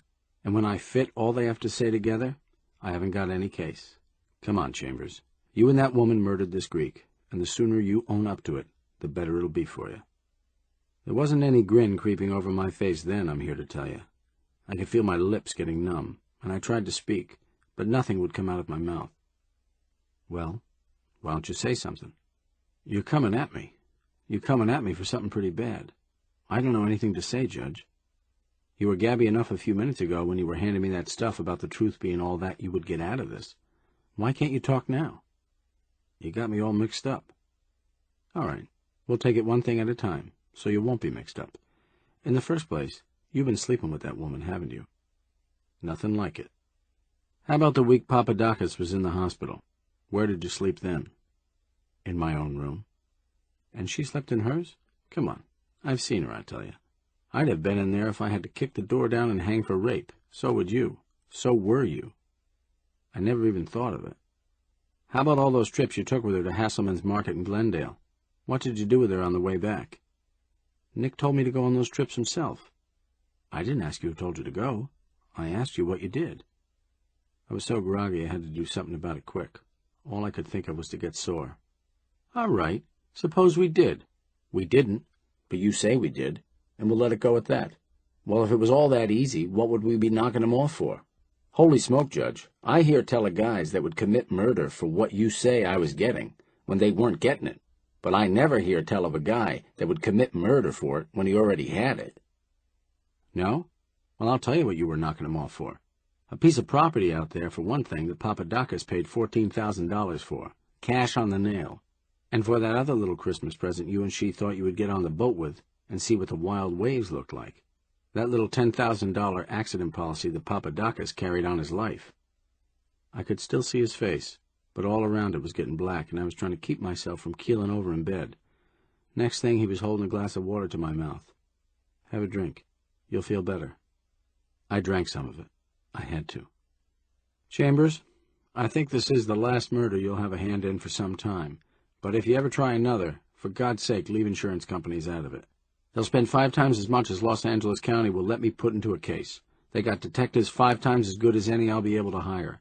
They know their stuff A to Izzard, and they're right on your tail now. It means money to them. That's where you and she made your big mistake. Judge, I hope Christ may kill me. I never heard of an insurance policy until just this minute." "You turned white as a sheet." "Wouldn't you?" "Well, how about getting me on your side right from the start? How about a full confession, a quick plea of guilty, and I'll do what I can for you with the court. Ask for clemency for you both. Nothing doing. How about all that stuff you were telling me just now, about the truth and how you'd have to come clean with the jury and all that? You think you can get away with lies now? You think I'm going to stand for that?" "I don't know what you're going to stand for. To hell with that. You stand for your side of it, and I'll stand for mine. I didn't do it, and that's all I stand for. You got that?" "The hell you say. Getting tough with me, hey? All right, now you get it. You're going to find out what that jury's really going to hear. First you were sleeping with her, weren't you? Then Papadakis had a little accident, and you and she had a swell time. In bed together at night, down to the beach by day, holding hands and looking at each other in between. Then you both had a swell idea. Now that he's had an accident, make him take out an accident policy, and then knock him off. So you blew, to give her a chance to put it over. She worked at it, and pretty soon she had him. He took out a policy, a real good policy, that covered accidents and health, and all the rest of it, and cost $46.72. Then you were ready. 2 days after that, Frank Chambers accidentally, on purpose, ran into Nick Papadakis on the street, and Nick tries to get him to go back to work for him. And what do you know about that? He and his wife had it already fixed up. They were going to Santa Barbara, had the hotel reservations and everything. So of course there was nothing to it, but Frank Chambers had to come with him, just for old time's sake. And you went. You got the Greek a little bit drunk, and did the same for yourself. You stuck a couple of wine bottles in the car just to get the cops good and sore. Then you had to take that Malibu Lake Road so she could see Malibu Beach. Wasn't that an idea now? 11 o'clock at night, and she was going to drive down there to look at a bunch of houses with waves in front of them. But you didn't get there. You stopped. And while you were stopped, you crowned the Greek with one of the wine bottles. A beautiful thing to crown a man with, Chambers. And nobody knew it better than you, because that was what you crowned that railroad dick with over in Oakland. You crowned him, and then she started the car. And while she was climbing out on the running board, you leaned over from behind and held the wheel and fed with the hand throttle. It didn't need much gas because it was in second gear. And after she got on the running board, she took the wheel and fed with the hand throttle, and it was your turn to climb out. But you were just a little drunk, weren't you? You were too slow, and she was a little too quick to shoot the car over the edge. So she jumped, and you were caught. You think a jury won't believe that, do you? It'll believe it, because I'll prove every word of it, from the beach trip to the hand throttle, and when I do, there won't be any clemency for you, boy. It'll be the rope, with you hanging on the end of it, and when they cut you down, they'll bury you out there with all the others that were too goddamn dumb to make a deal when they had the chance to keep their neck from being broke. Nothing like that happened. Not that I know of. What are you trying to tell me? That she did it? I'm not trying to tell you that anybody did it. Leave me alone. Nothing like that happened. How do you know? I thought you were stinko. It didn't happen that I know of. Then you mean she did it? I don't mean no such a goddamn thing. I mean what I say, and that's all I mean. Listen, Chambers, there were 3 people in the car. You and she and the Greek. Well, it's a cinch the Greek didn't do it. If you didn't do it, that leaves her, doesn't it? Who the hell says anybody did it? I do. Now we're getting somewhere, Chambers, because maybe you didn't do it. You say you're telling the truth, and maybe you are. But if you are telling the truth, and didn't have any interest in this woman except as the wife of a friend, then you've got to do something about it, haven't you? You've got to sign a complaint against her. What do you mean a complaint? If she killed the Greek, she tried to kill you too, didn't she? You can't let her get away with that. Somebody might think it was pretty funny if you did. Sure, you'd be a sucker to let her get away with it. She knocks off her husband for the insurance, and she tries to knock off you too. You've got to do something about that, haven't you? I might, if she did it, but I don't know she did it. If I prove it to you, you'll have to sign the complaint, won't you? Sure, if you can prove it. All right, I'll prove it. When you stopped, you got out of the car, didn't you? No. What? I thought you were so stinko you didn't remember anything. That's the second time you've remembered something now. I'm surprised at you. Not that I know of. But you did. Listen to this man's statement. I didn't notice much about the car, except that a woman was at the wheel and one man was inside laughing when we went by, and another man was out back, sick. So you were out back a few minutes sick. That was when she crowned Papadakis with the bottle. And when you got back, you never noticed anything because you were stinko, and Papadakis had passed out anyhow, and there was hardly anything to notice. You sat back and passed out, and that was when she slid up into second, kept her hand on the hand throttle, fed with that, and as soon as she had slid out on the running board, shot the car over. That don't prove it. Yes, it does. The witness right says that the car was rolling over and over down the gully when he came around the bend, but the woman was up on the road waving to him for help. Maybe she jumped. If she jumped, it's funny she took her handbag with her, isn't it? Chambers, can a woman drive with a handbag in her hand? When she jumps, has she got time to pick it up? Chambers, it can't be done. It's impossible to jump from a sedan car that's turning over into a gully. She wasn't in the car when it went over. That proves it, doesn't it? I don't know. What do you mean you don't know? Are you going to sign that complaint or not? No. Listen, Chambers, it was no accident that car went over a second too soon. It was you or her, and she didn't mean it would be you. Let me alone. I don't know what you're talking about. Boy, it's still you or her. If you didn't have anything to do with this, you better sign this thing, because if you don't, then I'll know, and so will the jury, and so will the judge, and so will the guy that springs the trap. He looked at me a minute, then went out, and came back with another guy. The guy sat down and made out a form with a fountain pen. Sackett brought it over to me. Right here, Chambers. I signed. There was so much sweat on my hand the guy had to blot it off the paper. Chapter 10. After he went, the cop came back and mumbled something about blackjack. We played a few rounds, but I couldn't get my mind on it. I made out it got on my nerves to deal with one hand and quit. He kind of got to you, hey? A little bit. He's tough, he is. He gets to them all. He looks like a preacher, all full of love for the human race, but he's got a heart like a stone. Stone is right. Only one guy in this town has got it on him. Yeah? Guy named Katz. You've heard of him. Sure, I heard of him. Friend of mine. It's the kind of a friend to have. Say, you ain't supposed to have no lawyer yet. You ain't been arraigned, and you can't send for nobody. They can hold you 48 hours incommunicado, they call it. But if he shows up here, I gotta let him see you, you get it? He might show up here, if I happen to be talking to him. You mean you get a cut? I mean he's a friend of mine. Well, if he didn't give me no cut, he wouldn't be no friend, would he? He's a great guy. He's the only one in this town can throw the headlock on Sackett. You're on, kid, and the sooner the better. I'll be back. He went out for a little while, and when he came back, he gave me a wink. And pretty soon, sure enough, there came a knock on the door, and in came Katz. He was a little guy, about 40 years old, with a leathery face and a black mustache, and the first thing he did when he came in was take out a bag full of Bull Durham smoking tobacco and a pack of brown papers and roll himself a cigarette.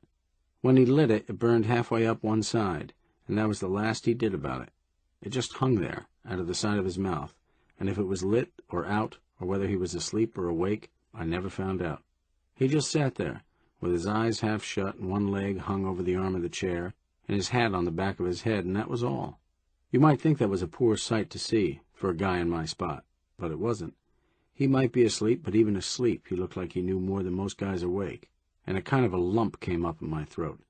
It was like the sweet chariot had swung low and was going to pick me up. The cop watched him roll the cigarette like it was Cadona doing the triple somersault, and he hated to go, but he had to. After he was out, Katz motioned to me to get going. I told him about how we had an accident and how Sackett was trying to say we murdered the Greek for the insurance, and how he made me sign that complaint paper that said she had tried to murder me too. He listened, and after I had run down, he sat there a while without saying anything. Then he got up. He's got you in a spot, all right.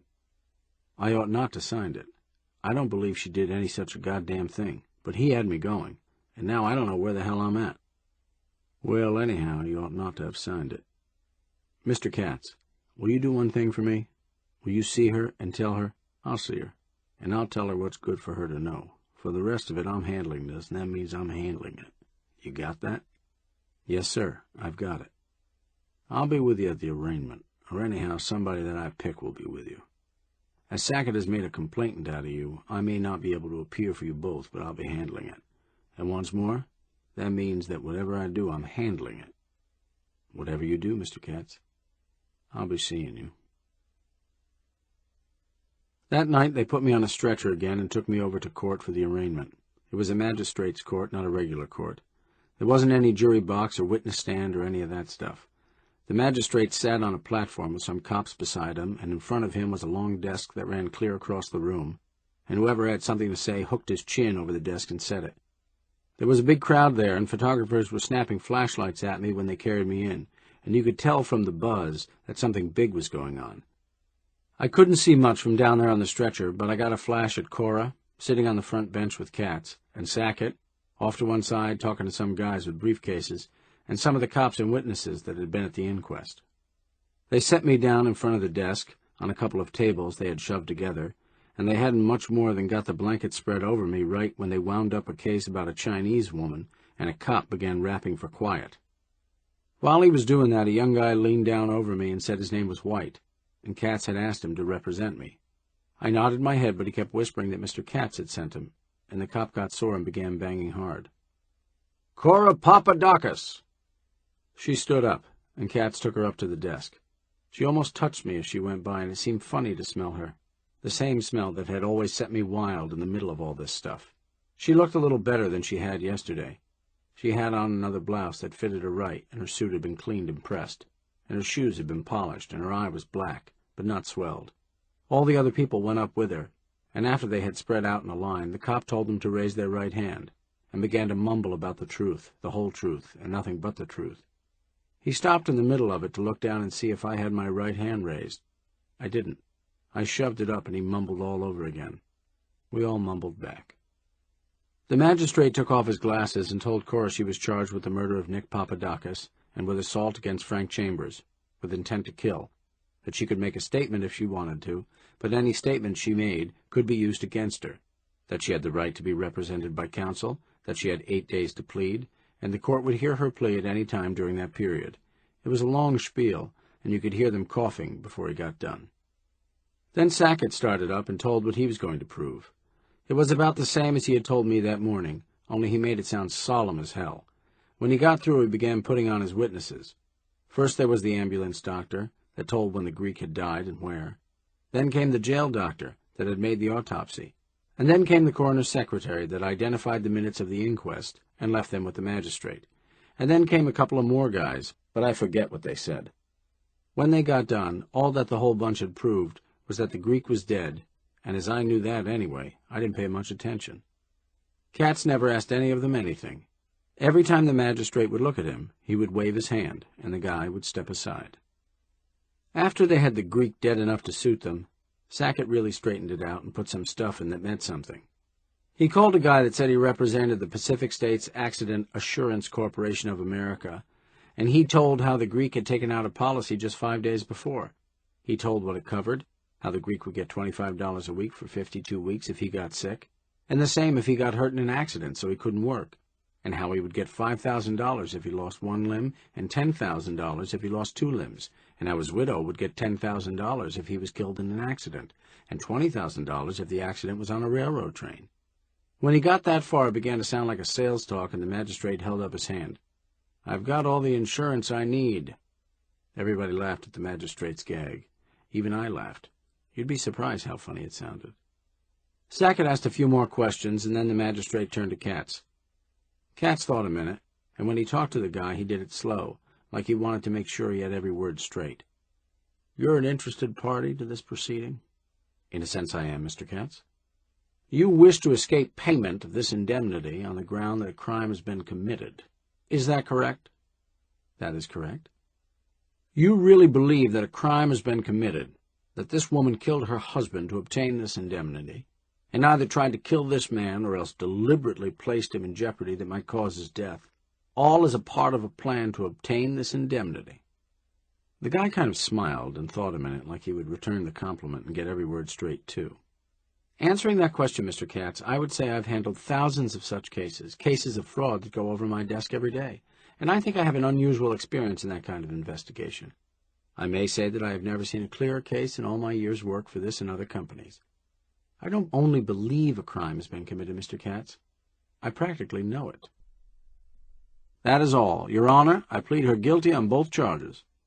If he had dropped a bomb in that courtroom, he couldn't have stirred it up quicker. Reporters rushed out and photographers rushed up to the desk to get pictures.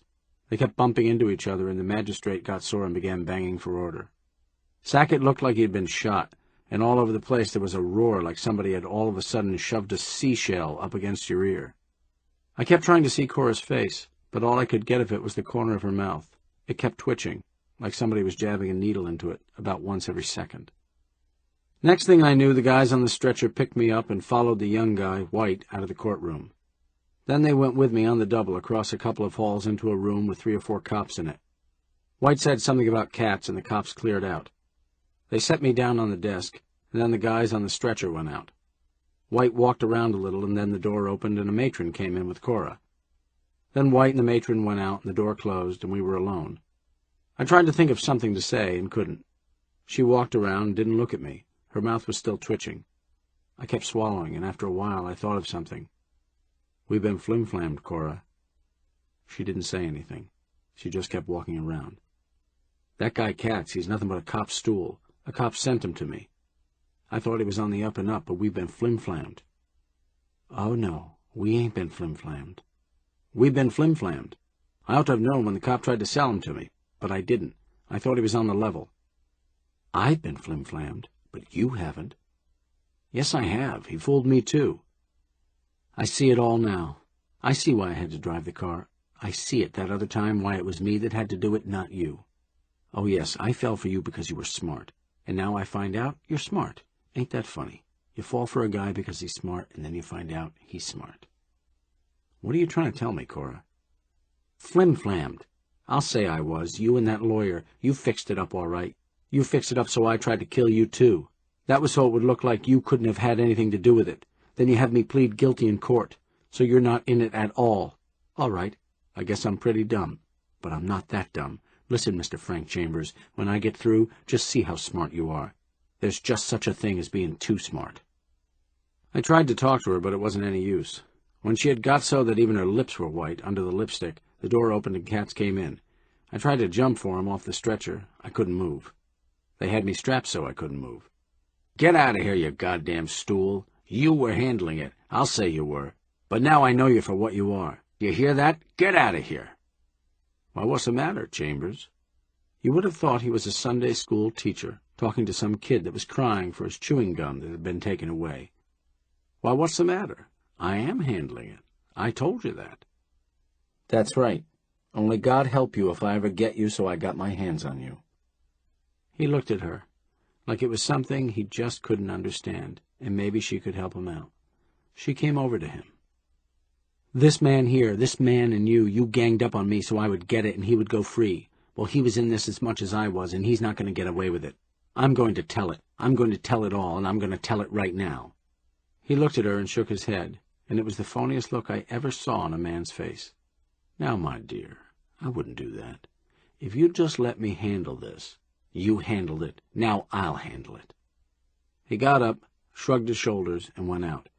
He was hardly gone before a guy with big feet and a red neck came in with a little portable typewriter, set it on a chair with a couple of books under it, hitched up to it, and looked at her.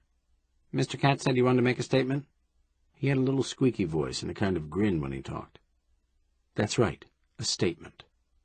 She began to speak jerky, 2 or 3 words at a time, and as fast as she said it, he rattled it off on the typewriter. She told it all. She went back to the beginning and told how she met me, how we first began going together, how we tried to knock off the Greek once but missed. A couple of times a cop put his head in at the door, but the guy at the typewriter held up his hand. Just a few minutes, Sarge. Okay. When she got to the end, she said she didn't know anything about the insurance. We hadn't done it for that at all, but just to get rid of him. That's all. He gathered his sheets together and she signed them. Will you just initial these pages? She initialed them. He got out a notary stamp and made her hold up her right hand and put the stamp on and signed it. Then he put the papers in his pocket, closed his typewriter, and went out. She went to the door and called the matron. I'm ready now. The matron came in and took her out. The guys on the stretcher came in and carried me out. They went on the double, but on the way they got jammed in with the crowd that was watching her, where she was standing in front of the elevators with the matron, waiting to go up to the jail. It's on the top floor of the Hall of Justice. They pushed on through, and my blanket got pulled so it was trailing on the floor. She picked it up and tucked it around me, then turned away, quick. Chapter 11. They took me back to the hospital, but instead of the state cop watching me, it was this guy that had taken the confession. He lay down on the other bed. I tried to sleep, and after a while I did. I dreamed she was looking at me, and I was trying to say something to her, but couldn't. Then she would go down, and I would wake up, and that crack would be in my ears, that awful crack that the Greek's head made when I hit it. Then I would sleep again, and dream I was falling, and I would wake up again, holding on to my neck, and that same crack would be in my ears. One time when I woke up I was yelling. He leaned up on his elbow. Yay! Yay. What's the matter? Nothing's the matter. Just had a dream. Okay. He never left me for a minute. In the morning he made them bring him a basin of water and took out a razor from his pocket and shaved. Then he washed himself. They brought him breakfast and he ate his at the table. We didn't say anything. They brought me a paper then, and there it was, with a big picture of Cora on the front page and a smaller picture of me on the stretcher underneath it. It called her the bottle killer. It told how she had pleaded guilty at the arraignment and would come up for sentence today. On one of the inside pages, it had a story that it was believed the case would set a record for speed in its disposition, and another story about a preacher that said if all cases were railroaded through that quick, it would do more to prevent crime than passing 100 laws. I looked all through the paper for something about the confession. It wasn't in there. About 12 o'clock, a young doctor came in and went to work on my back with alcohol, sopping off some of the adhesive tape. He was supposed to sop it off, but most of the time he just peeled it and it hurt like hell. After he got part of it off, I found I could move. He left the rest on, and a nurse brought me my clothes. I put them on. The guys on the stretcher came in and helped me to the elevator and out of the hospital. There was a car waiting there with a chauffeur. The guy that had spent the night with me put me in, and we drove about 2 blocks. Then he took me out, and we went into an office building and up to an office. And there was Katz with his hands stuck out and a grin all over his face. "It's all over." "Swell. When do they hang her?" "They don't hang her. She's out, free as a bird. She'll be over in a little while, as soon as they fix up some things in court. Come in. I'll tell you about it." He took me in a private office and closed the door. As soon as he rolled a cigarette and half burned it up and got it pasted on his mouth, he started to talk. I hardly knew him. It didn't seem that a man that had looked so sleepy the day before could be as excited as he was. "Chambers, this is the greatest case I've ever had in my life. I'm in it, and I'm out of it in less than 24 hours, and yet I tell you I never had anything like it." "Well, the Dempsey-Firpo fight lasted less than 2 rounds, didn't it?" "It's not how long it lasts. It's what you do while you're in there." This wasn't really a fight, though. It was a 4-handed card game where every player has been dealt a perfect hand. Beat that if you can. You think it takes a card player to play a bum hand, don't you? To hell with that. I get those bum hands every day. Give me one like this, where they've all got cards, that'll win if they play them right, and then watch me. Oh, Chambers, you did me a favor all right when you called me in on this. I'll never get another one like it. You haven't said anything yet. I'll say it, don't worry about that, but you won't get it, and you won't know how the hand was played until I get the cards straightened out for you. Now, first, there were you and a woman. You each held a perfect hand, because that was a perfect murder, Chambers. Maybe you don't even know how good it was. All that stuff Sackett tried to scare you with about her not being in the car when it went over and having her handbag with her and all that, that didn't amount to a goddamn thing. A car can teeter before it goes over, can't it? And a woman can grab her handbag before she jumps, can't she? That don't prove any crime. That just proves she's a woman. How'd you find out about that stuff? I got it from Sackett. I had dinner with him last night, and he was crowing over me. He was pitying me, the sap. Sackett and I are enemies. We're the friendliest enemies that ever were. He'd sell his soul to the devil to put something over on me, and I'd do the same for him. We even put up a bet on it. We bet $100, and he was giving me the razz because he had a perfect case, where he could just play the cards and let the hangman do his stuff. That was swell. 2 guys betting $100 on what the hangman would do to me and Cora, but I wanted to get it straight just the same. If we had a perfect hand, where did his hand come in? I'm getting to that.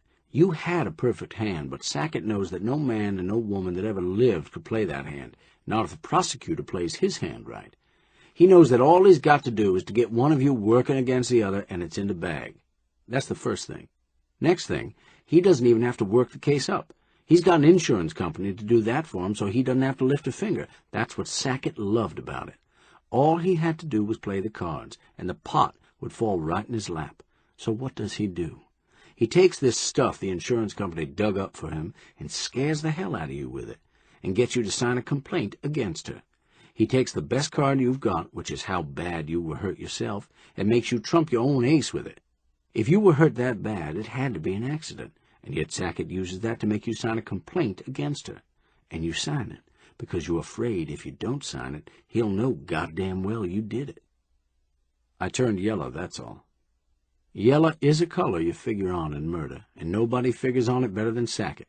All right, he's got you where he wants you. He's going to make you testify against her, and he knows that once you do that, no power on earth can keep her from ratting on you. So that's where he's sitting when he has dinner with me.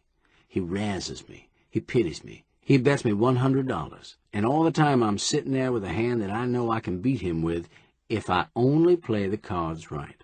All right, Chambers, you're looking in my hand. What do you see in it? Not much. Well, what? Nothing, to tell you the truth. Neither did Sackett. But now watch. After I left you yesterday, I went to see her and got an authorization from her to open Papadakis' safe deposit box, and I found what I expected. There were some other policies in that box, and I went to see the agent that wrote them, and this is what I found out. That accident policy didn't have anything to do with that accident Papadakis had a few weeks ago. The agent had turned up on his calendar that Papadakis's automobile insurance had pretty near run out, and he went out there to see him. She wasn't there. They fixed it up pretty quick for the automobile insurance: fire, theft, collision, public liability, the regular line. Then the agent showed Papadakis where he was covered on everything but injury to himself, and asked him how about a personal accident policy. Papadakis got interested right away. Maybe that other accident was the reason for that. But if it was, the agent didn't know anything about it. He signed up for the whole works and gave the agent his check, and the next day the policies were mailed out to him. You understand, an agent works for a lot of companies, and not all these policies were written by the same company. That's number one point that Sackett forgot. But the main thing to remember is that Papadakis didn't only have the new insurance. He had the old policies, too, and they still had a week to run. All right, now get this set up. The Pacific States accident is on a $10,000 personal accident policy. The Guarantee of California is on a $10,000 new public liability bond, and the Rocky Mountain Fidelity is on an old $10,000 public liability bond. So that's my first card. He had an insurance company working for him up to $10,000. I had two insurance companies working for me up to $20,000 whenever I wanted to call them in. Do you get it? No, I don't. Look, Sackett stole your big card off you, didn't he? Well, I stole the same card off him. You were hurt, weren't you? You were hurt bad. Well, if Sackett convicts her for murder, and you bring suit against her for injury sustained as a result of that murder, then the jury will give you whatever you ask for. And those two bonding companies are liable for every cent of their policies to satisfy that judgment. Now I get it. Pretty, Chambers, pretty. I found that card in my mitt, but you didn't find it, and Sackett didn't find it, and the Pacific States accident didn't find it, because they were so busy playing Sackett's game for him, and so sure his game would win, that they didn't even think of it. He walked around the room a few times, falling for himself every time he passed a little mirror that was in the corner. And then he went on. All right, there it was, but the next thing was how to play it. I had to play it quick, because Sackett had already played his, and that confession was due any minute. It might even come at the arraignment, as soon as she heard you testify against her. I had to move fast. So what did I do? I waited till the Pacific States accident man had testified, and then got him on record that he really believed a crime had been committed. That was just in case I had a false arrest action against him later on. And then, wham, I pleaded her guilty. That ended the arraignment, and for that night blocked off Sackett. Then I rushed her in a council room, claimed a half hour before she was locked up for the night, and sent you in there with her. 5 minutes with you was all she needed. When I got in there, she was ready to spill it. Then I sent Kennedy in. The dick that was with me last night? He used to be a dick, but he's not a dick anymore. He's my gumshoe man now. She thought she was talking to a dick, but she was really talking to a dummy. But it did the work. After she got it off her chest, she kept quiet till today, and that was long enough. The next thing was you. What you would do was blow. There was no charge against you, so you weren't under arrest anymore, even if you thought you were. Soon as you tumbled to that, I knew no tape or sore back or hospital orderly or anything else would hold you. So, after he got done with her, I sent Kennedy over to keep an eye on you. The next thing was the little midnight conference between the Pacific States accident, the Guarantee of California, and the Rocky Mountain Fidelity. And when I laid it in front of them, they did business awful quick. What do you mean they did business? First, I read them the law. I read them the guest clause, Section 141(3)/4 California Vehicle Act. That says if a guest in an automobile gets hurt, he has no right of recovery, provided that if his injury resulted from intoxication or willful misconduct on the part of the driver, then he can recover. You see, you were a guest, and I had pleaded her guilty to murder and assault. Plenty of willful misconduct there, wasn't there? And they couldn't be sure, you know. Maybe she did do it alone. So those two companies, on the liability policies, the ones that had their chin hanging out for a wallop from you, they chipped in $5,000 apiece to pay the Pacific States accident policy, and the Pacific States accident agreed to pay up and shut up, and the whole thing didn't take over a half hour. He stopped and grinned at himself some more. What then? I'm still thinking about it. I can still see Sackett's face just now when the Pacific States accident fella went on the stand today and said his investigation had convinced him that no crime had been committed and that his company was paying the accident claim in full. Chambers, do you know what that feels like? To faint a guy open and then let him have it right on the chin?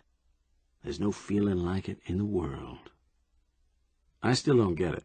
What was this guy testifying again for? She was up for sentence, and after a plea of guilty, a court usually wants to hear some testimony to find out what the case is really about, to determine the sentence. And Sackett had started in howling for blood. He wanted the death penalty. Oh, he's a bloodthirsty lad, Sackett is. That's why it stimulates me to work against him. He really believes hanging them does some good. You're playing for stakes when you're playing against Sackett.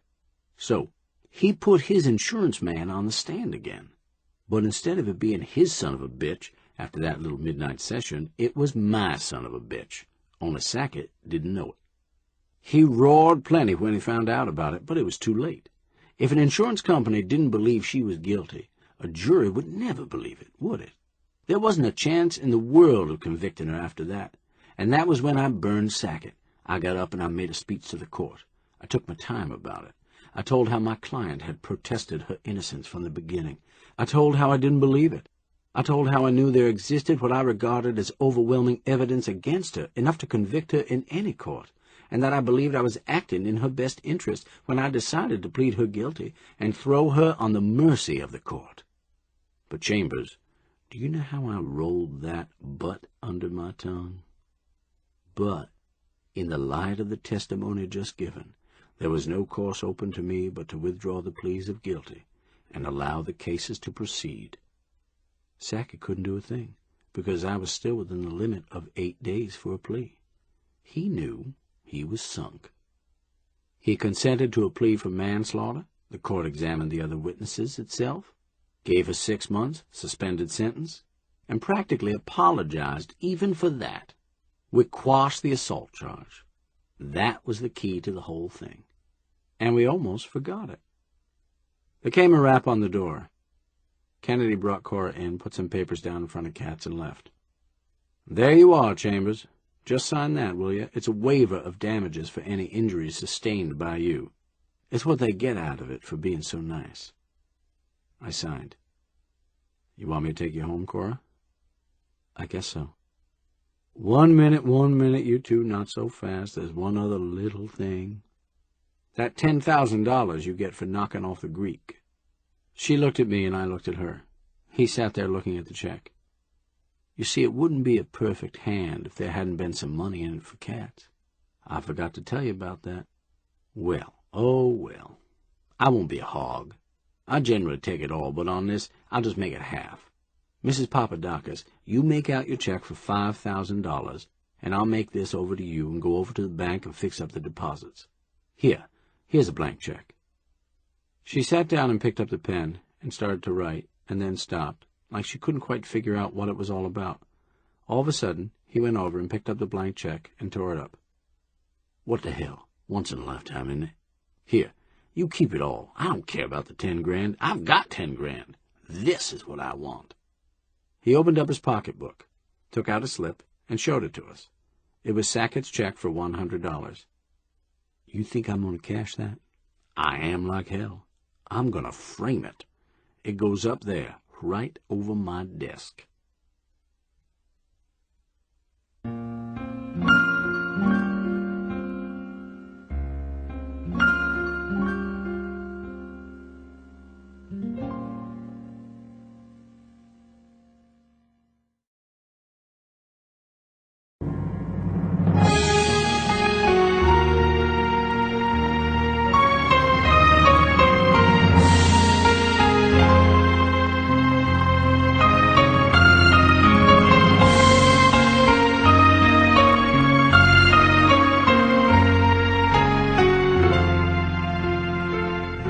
Chapter 12.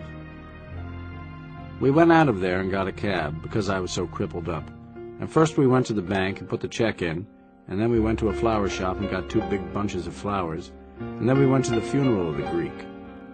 It seemed funny he was only dead 2 days, and they were just burying him. The funeral was at a little Greek church, and a big crowd of people was there, some of them Greeks I had seen out to the place now and then.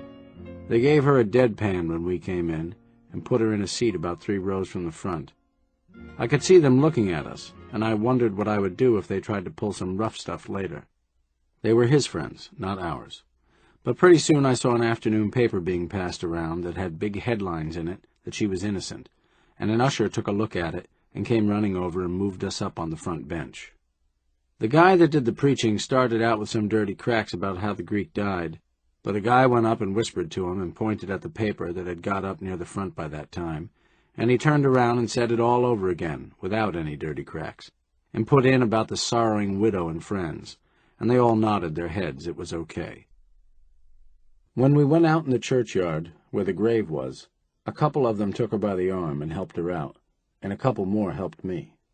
I got to blubbering while they were letting him down. Singing those hymns will do it to you every time, and especially when it's about a guy you like as well as I like the Greek. At the end they sang some song I had heard him sing 100 times, and that finished me. It was all I could do to lay our flowers out the way they were supposed to go. The taxi driver found a guy that would rent us a Ford for $15 a week, and we took it and started out. She drove. When we got out of the city, we passed a house that was being built, and all the way out we talked about how not many of them had gone up lately, but the whole section is going to be built up as soon as things get better. When we got out to the place, she let me out, put the car away, and then we went inside. It was all just like we left it, even to the glasses in the sink that we had drunk the wine out of, and the Greek's guitar that hadn't been put away yet because he was so drunk. She put the guitar in the case and washed the glasses, and then went upstairs. After a minute, I went up after her. She was in their bedroom, sitting by the window, looking out at the road. Well? She didn't say anything. I started to leave. I didn't ask you to leave. I sat down again. It was a long while before she snapped out of it. You turned on me, Frank. No, I didn't. He had me, Cora. I had to sign his paper. If I didn't, then he would tumble to everything. I didn't turn on you. I just went along with him till I could find out where I was at. You turned on me. I could see it in your eye. All right, Cora, I did. I just turned yellow, that's all. I didn't want to do it. I tried not to do it. But he beat me down. I cracked up, that's all. I know. I went through hell about it. And I turned on you, Frank. They made you do it. You didn't want to. They set a trap for you. I wanted to do it. I hated you then. That's all right.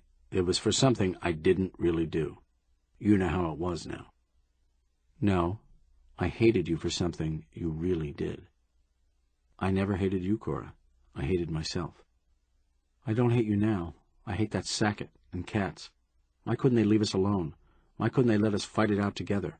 I wouldn't have minded that. I wouldn't have minded even if it meant, we would have had our love, and that's all we ever had. But the very first time they started their meanness, you turned on me. And you turned on me, don't forget that. That's the awful part. I turned on you. We both turned on each other.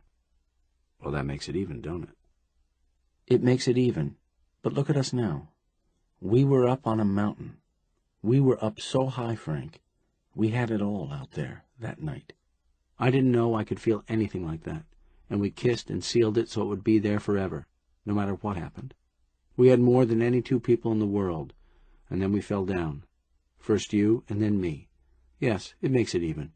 We're down here together, but we're not up high anymore. Our beautiful mountain is gone. Well, what the hell? We're together, ain't we? I guess so. But I thought an awful lot, Frank, last night, about you and me and the movies, and why I flopped, and the hash house and the road, and why you like it. We're just 2 punks, Frank. God kissed us on the brow that night. He gave us all that 2 people can never have, and we just weren't the kind that could have it. We had all that love, and we just cracked up under it. It's a big airplane engine that takes you through the sky right up to the top of the mountain. But when you put it in a Ford, it just shakes it to pieces. That's what we are, Frank. A couple of Fords.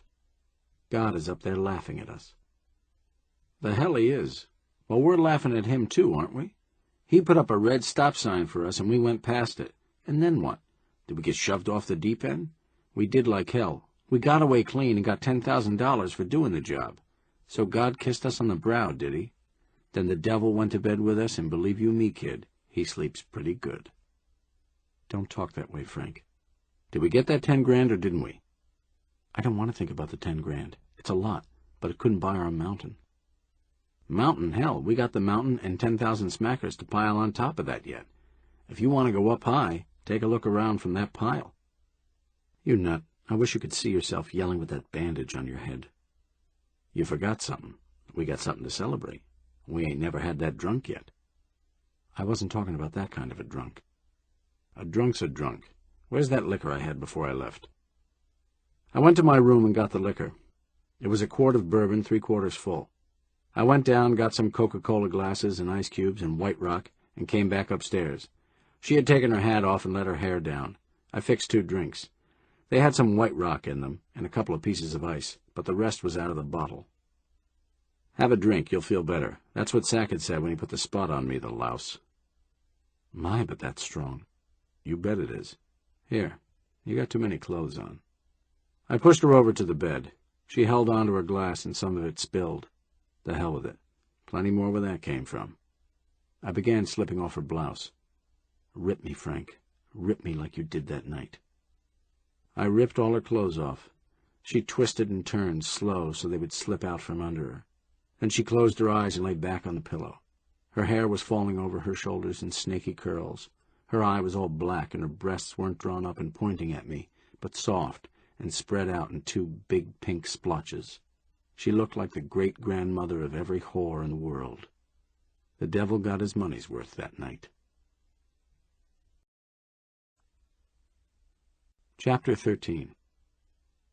We kept that up for 6 months. We kept it up, and it was always the same way. We'd have a fight, and I'd reach for the bottle. What we had the fights about was going away. We couldn't leave the state until the suspended sentence was up, but after that I meant we should blow. I didn't tell her, but I wanted her a long way from Sackett. I was afraid if she got sore at me for something, she'd go off her nut and spill it like she had that other time, after the arraignment. I didn't trust her for a minute. At first she was all hot for going, too, especially when I got to talking about Hawaii and the South Seas. But then the money began to roll in. When we opened up about a week after the funeral, people flocked out there to see what she looked like, and then they came back because they had a good time. And she got all excited about here was our chance to make some more money. Frank, all these roadside joints around here are lousy. They're run by people that used to have a farm back in Kansas or somewhere and got as much idea how to entertain people as a pig has. I believe if somebody came along that knew the business like I do and tried to make it nice for them, they'd come and bring all their friends. To hell with them, we're selling out anyhow. We could sell easier if we were making money. We're making money. I mean good money. Listen, Frank, I've got an idea people will be glad of the chance to sit out under the trees. Think of that. All this nice weather in California, and what do they do with it? Bring people inside of a joint that's set up ready-made by the Acme Lunchroom Fixture Company and stinks so it makes you sick to your stomach, and feed them awful stuff that's the same from Fresno down to the border, and never give them a chance to feel good at all. Look, we're selling out, aren't we? Then the less we got to sell, the quicker we get rid of it. Sure, they'd like to sit under the trees. Anybody but a California barbecue slinger would know that. But if we put them under the trees, we've got to get tables and wire up a lot of lights out there and all that stuff, and maybe the next guy don't want it that way at all. We've got to stay 6 months, whether we like it or not. Then we use that 6 months finding a buyer. I want to try it. All right, then try it. But I'm telling you, I could use some of our inside tables. I said try it, didn't I? Come on, we'll have a drink. What we had the big blow-off over was the beer license, and then I tumbled to what she was really up to. She put the tables out under the trees, on a little platform she had built, with a striped awning over them and lanterns at night, and it went pretty good. She was right about it. Those people really enjoyed a chance to sit out under the trees for a half hour and listen to a little radio music before they got in their cars and went on. And then beer came back. She saw a chance to leave it just like it was, put beer in, and call it a beer garden. I don't want any beer garden, I tell you. All I want is a guy that'll buy the whole works and pay cash. But it seems a shame. Not to me, it don't. But look, Frank, The license is only $12 for 6 months. My goodness, we can afford $12, can't we? We get the license, and then we're in the beer business. We're in the gasoline business already, and the hot dog business, and now we got to go into the beer business. To hell with it. I want to get out of it, not get in deeper. Everybody's got one. And welcome, so far as I'm concerned. People wanting to come, and the place all fixed up under the trees, and now I have to tell them we don't have beer because we haven't any license? Why do you have to tell them anything? All we've got to do is put in coils, and then we can have draft beer. It's better than bottled beer, and there's more money in it. I saw some lovely glasses in Los Angeles the other day, nice tall ones, the kind people like to drink beer out of. So, we got to get coils and glasses now, have we? I'll tell you, I don't want any beer garden. Frank, don't you ever want to be something? Listen, get this. I want to get away from this place. I want to go somewhere else, where every time I look around, I don't see the ghost of a goddamn Greek jumping out at me, and hear his echo in my dreams, and jump every time the radio comes out with a guitar. I've got to go away, do you hear me? I've got to get out of here, or I go nuts. You're lying to me. Oh, no, I'm not lying. I never meant anything more in my life. You don't see the ghost of any Greek. That's not it. Somebody else might see it, but not Mr. Frank Chambers. No, you want to go away just because you're a bum. That's all. That's what you were when you came here, and that's what you are now. When we go away, and our money's all gone, then what? What do I care? We go away, don't we? That's it. You don't care. We could stay here. I knew it. That's what you really mean. That's what you've meant all along, that we stay here. And why not? We've got it good. Why wouldn't we stay here? Listen, Frank, you've been trying to make a bum out of me ever since you've known me, but you're not going to do it. I told you, I'm not a bum. I want to be something. We stay here. We're not going away. We take out the beer license. We amount to something. It was late at night, and we were upstairs, half undressed. She was walking around like she had that time after the arraignment, and talking in the same funny jerks. Sure we stay. We do whatever you say, Cora. Here, have a drink. I don't want a drink. Sure you want a drink. We got to laugh some more about getting the money, haven't we? We already laughed about it. But we're going to make more money, aren't we? On the beer garden? We got to put down a couple on that, just for luck. You nut. All right. Just for luck. That's the way it went, 2 or 3 times a week. And the tip-off was that every time I would come out of a hangover, I would be having those dreams. I would be falling, and that crack would be in my ears. Right after the sentence ran out, she got the telegram her mother was sick. She got some clothes in a hurry, and I put her on the train, and going back to the parking lot, I felt funny, like I was made of gas and would float off somewhere. I felt free. For a week anyway, I wouldn't have to wrangle or fight off dreams or nurse a woman back to a good humor with a bottle of liquor. On the parking lot, a girl was trying to start her car. It wouldn't do anything. She stepped on everything, and it was just plain dead. What's the matter, won't it go? They left the ignition on when they parked it, and now the battery's run out. Then it's up to them. They've got to charge it for you. Yes, but I've got to get home. I'll take you home. You're awfully friendly. I'm the friendliest guy in the world. You don't even know where I live. I don't care. It's pretty far. It's in the country. The further the better. Wherever it is, it's right on my way. You make it hard for a nice girl to say no. Well, then if it's so hard, don't say it. She was a light-haired girl, maybe a little older than I was, and not bad on looks. But what got me was how friendly she was, and how she wasn't any more afraid of what I might do to her than if I was a kid or something. She knew her way around all right, you could see that. And what finished it was when I found out she didn't know who I was. We told our names on the way out, and to her mine didn't mean a thing. Boy, oh boy, what a relief that was. One person in the world that wasn't asking me to sit down to the table a minute, and then telling me to give them the lowdown on the case where they said the Greek was murdered. I looked at her, and I felt the same way I had walking away from the train, like I was made of gas and would float out from behind the wheel. So your name is Madge Allen, hey? Well, it's really Kramer, but I took my own name again after my husband died. Well, listen, Madge Allen, or Kramer, or whatever you want to call it.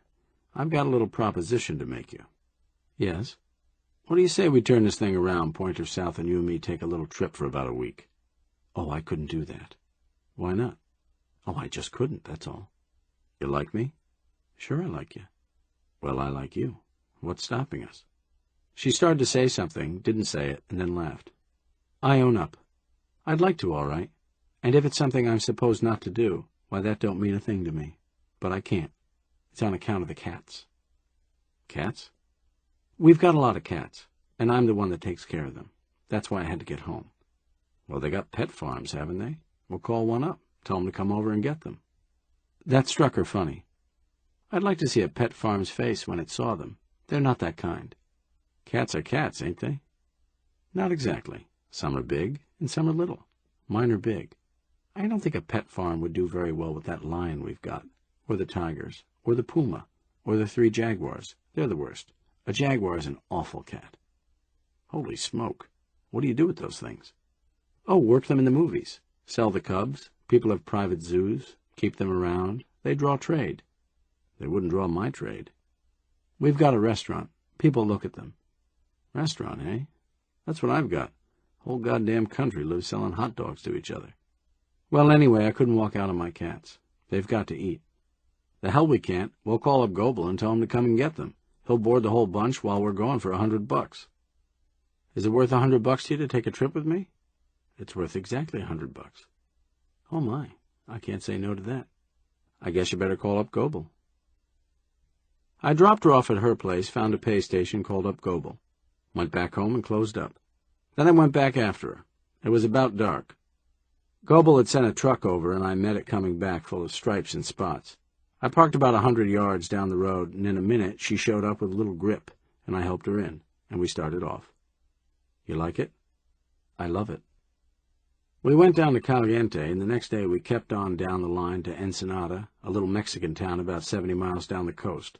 We went to a little hotel there and spent 3 or 4 days. It was pretty nice. Ensenada is all Mex, and you feel like you left the USA a million miles away.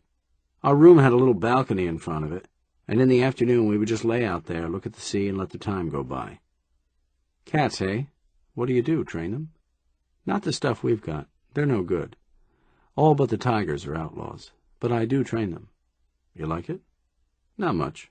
The real big ones. But I like pumas. I'm going to get an act together with them sometime, but I need a lot of them. Jungle pumas, not these outlaws you see in the zoos. What's an outlaw? He'd kill you. Wouldn't they all? They might, but an outlaw does anyhow. If it was people, he would be a crazy person. It comes from being bred in captivity.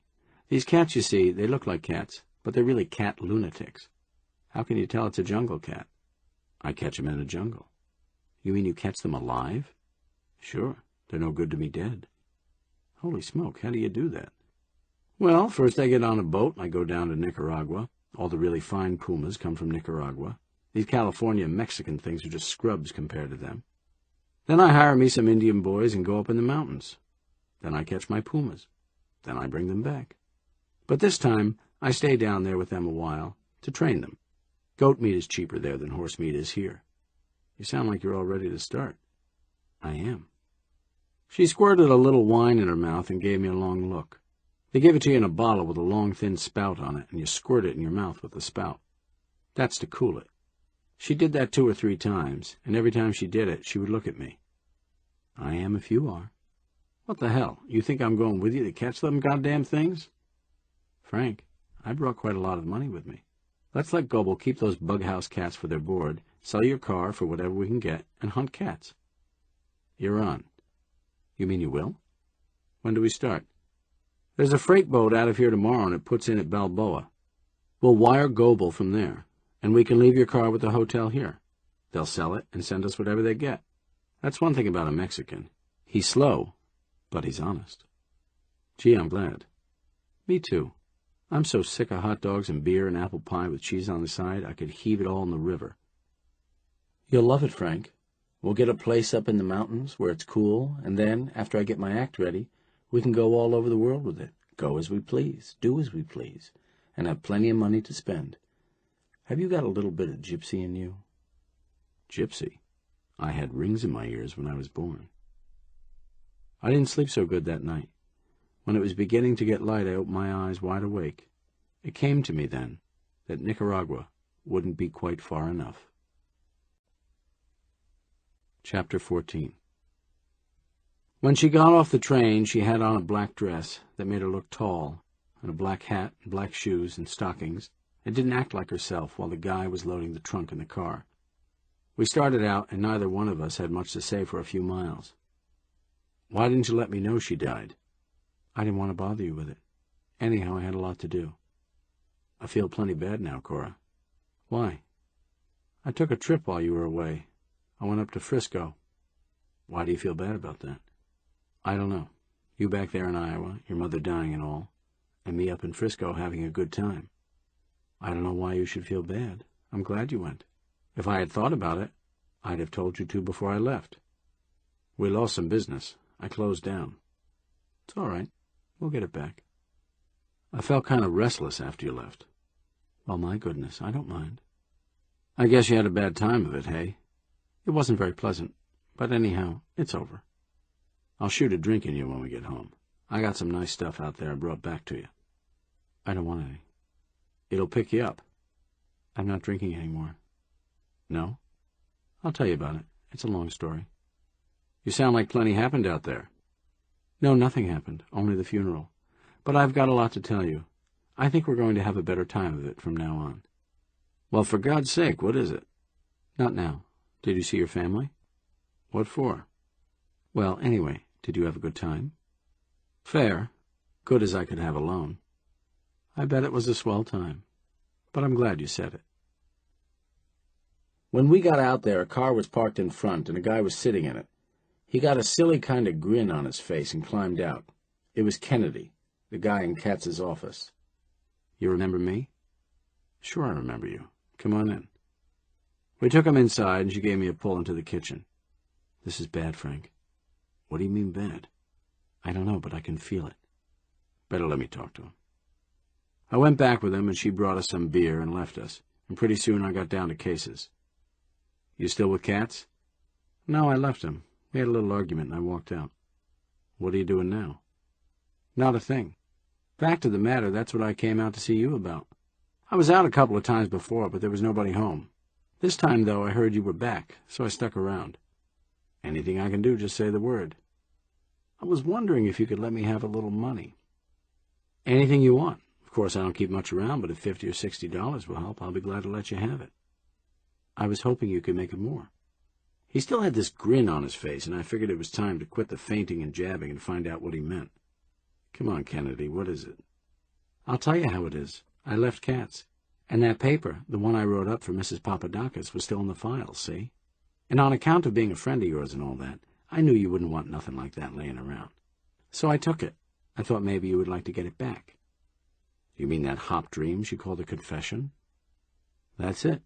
Of course I know there wasn't anything to it, but I thought you might like to get it back." "How much do you want for it?" "Well, how much would you pay?" "Oh, I don't know. As you say, there's nothing to it, but I might give $100 for it. Sure, I'd pay that." "I was thinking it was worth more." "Yeah?" "I figured on 25 grand. "Are you crazy?" "No, I ain't crazy. You got 10 grand from Katz. The place has been making money. I figure about 5 grand. Then on the property, you can get 10 grand from the bank. Papadakis gave 14 for it, so it looked like you could get 10. Well, that makes 25. You would strip me clean just for that?" "It's worth it." I didn't move, but I must have had a flicker in my eye because he jerked an automatic out of his pocket and leveled it at me. "Don't start anything, Chambers. In the first place, I haven't got it with me. In the second place, if you start anything, I let you have it." "I'm not starting anything." "Well, see you don't." He kept the gun pointed at me, and I kept looking at him. "I guess you got me." "I don't guess it. I know it." "But you're figuring too high." "Keep talking, Chambers." "We got 10 from Katz, that's right, and we've still got it, and we made 5 off the place, but we spent $1 grand in the last couple of weeks. She took a trip to bury her mother, and I took one. That's why we've been closed up." "Go on, keep talking." "And we can't get 10 on the property. With things like they are now, we couldn't even get 5. Maybe we could get 4. "Keep talking." "All right, 10, 4, and 4, that makes 18. He grinned down the gun barrel a while, and then he got up. "All right, 18. I'll phone you tomorrow to see if you've got it. If you've got it, I'll tell you what to do. If you haven't got it, that thing goes to Sackett. It's tough, but you got me. Tomorrow at 12, then. I phone you. That'll give you time to go to the bank and get back." "Okay." He backed to the door and still held the gun on me. It was late afternoon, just beginning to get dark. While he was backing away, I leaned up against the wall like I was pretty down in the mouth. When he was half out the door, I cut the juice on the sign and it blazed down in his eyes. He wheeled and I let him have it. He went down and I was on him. I twisted the gun out of his hand, threw it in the lunchroom, and socked him again. Then I dragged him inside and kicked the door shut. She was standing there. She had been at the door, listening all the time. Get the gun. She picked it up and stood there. I pulled him to his feet, threw him over one of the tables, and bent him back. Then I beat him up. When he passed out, I got a glass of water and poured it on him. As soon as he came to, I beat him up again. When his face looked like raw beef and he was blubbering like a kid in the last quarter of a football game, I quit. Snap out of it, Kennedy. You're talking to your friends over the telephone. I got no friends, Chambers, I swear. I'm the only one that knows about it. I let him have it, and we did it all over again. He kept saying he didn't have any friends, so I threw an arm lock on him and shoved up on it. All right, Kennedy, if you got no friends, then I break it. He stood it longer than I thought he could. He stood it till I was straining on his arm with all I had, wondering if I really could break it. My left arm was still weak where it had been broke. If you ever tried to break the second joint of a tough turkey, maybe you know how hard it is to break a guy's arm with a hammer lock. But all of a sudden he said he would call. I let him loose and told him what he was to say. Then I put him at the kitchen phone and pulled the lunchroom extension through the swing door so I could watch him and hear what he said and they said. She came back there with us with a gun. If I give you the sign, he gets it. She leaned back and an awful smile flickered around the corner of her mouth. I think that smile scared Kennedy worse than anything I had done. He gets it. He called and a guy answered. Is that you, Willie? Pat? This is me. Listen, it's all fixed.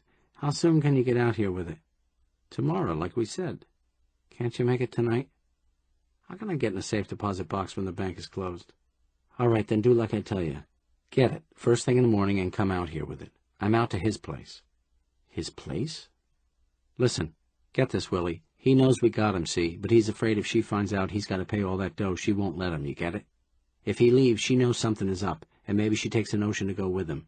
So we do it all here. I'm just a guy that's spending the night in their auto camp, and she don't know nothing. Tomorrow you're a friend of mine, and we fix it all up. How does he get the money if you don't leave? That's all fixed up. And what the hell are you spending the night there for? I got a reason for that, Willie. Because maybe it's a stall what he says about her, and maybe it's not, see? But if I'm here, neither one of them can skip, you get it? Can he hear you what you're saying? He looked at me, and I nodded my head yes. He's right here with me in the phone booth. I want him to hear me, you get it, Willie? I want him to know we mean business. It's a funny way to do, Pat. Listen, Willie, you don't know, and I don't know, and none of us don't know if he's on the level with it or not. But maybe he is, and I'm giving him a chance. What the hell? If a guy's willing to pay, we gotta go along with him, haven't we? That's it. You do like I tell you. You get out here as soon as you can in the morning. As soon as you can, you get it? Because I don't want her getting to wondering what the hell I'm doing hanging around here all day. Okay. He hung up. I walked over and gave him a sock. That's just so you talk right when he calls back. You got it, Kennedy? I got it. I waited a few minutes, and pretty soon here came the call back. I answered, and when Kennedy picked up the phone, he gave Willie some more of the same. He said he was alone that time. Willie didn't like it much, but he had to take it. Then I took him back to the number 1 shack. She came with us, and I took the gun. As soon as I had Kennedy inside, I stepped out the door with her and gave her a kiss. That's for being able to step on it when the pinch comes. Now get this. I'm not leaving him for a minute. I'm staying out here the whole night. There'll be other calls, and we'll bring him in to talk. I think you better open the place up. The beer garden. Don't bring anybody inside. That's so if his friends do some spying, you're right on deck and it's business as usual. All right. And Frank? Yes. Next time I try to act smart, will you hang one on my jaw? What do you mean? We ought to have gone away. Now I know it. Like hell we ought. Not till we get this. She gave me a kiss then. I guess I like you pretty well, Frank. We'll get it. Don't worry. I'm not. I stayed out there with him all night. I didn't give him any food, and I didn't give him any sleep. 3 or 4 times he had to talk to Willie, and once Willie wanted to talk to me. Near as I could tell, we got away with it. In between, I would beat him up. It was hard work, but I meant he should want that paper to get there bad. While he was wiping the blood off his face on a towel, you could hear the radio going out in the beer garden, and people laughing and talking. About 10 o'clock the next morning, she came out there. They're here, I think. There are 3 of them. Bring them back. She picked up the gun, stuck it in her belt so you couldn't see it from the front, and went. In a minute I heard something fall. It was one of his guerrillas. She was marching them in front of her, making them walk backwards with their hands up, and one of them fell when his heel hit the concrete walk. I opened the door. This way, gents. They came in, still holding their hands up, and she came in after them and handed me the gun. They all had guns, but I took them off them in the lunchroom. Better get them. Maybe they got friends. She went, and in a minute came back with the guns. She took out the clips and laid them on the bed beside me. Then she went through their pockets. Pretty soon she had it. And the funny part was that in another envelope there were photostats of it, 6 positives and 1 negative. They had meant to keep on blackmailing us, and then hadn't any more sense than to have the photostats on them when they showed up. I took them all, with the original, outside, crumpled them up on the ground, and touched a match to them. When they were burned, I stamped the ashes into the dirt and went back. All right, boys, I'll show you out. We'll keep the artillery here. After I had marched them out to their cars and they left, and I went back inside, she wasn't there. I went back out and she wasn't there. I went upstairs. She was in our room.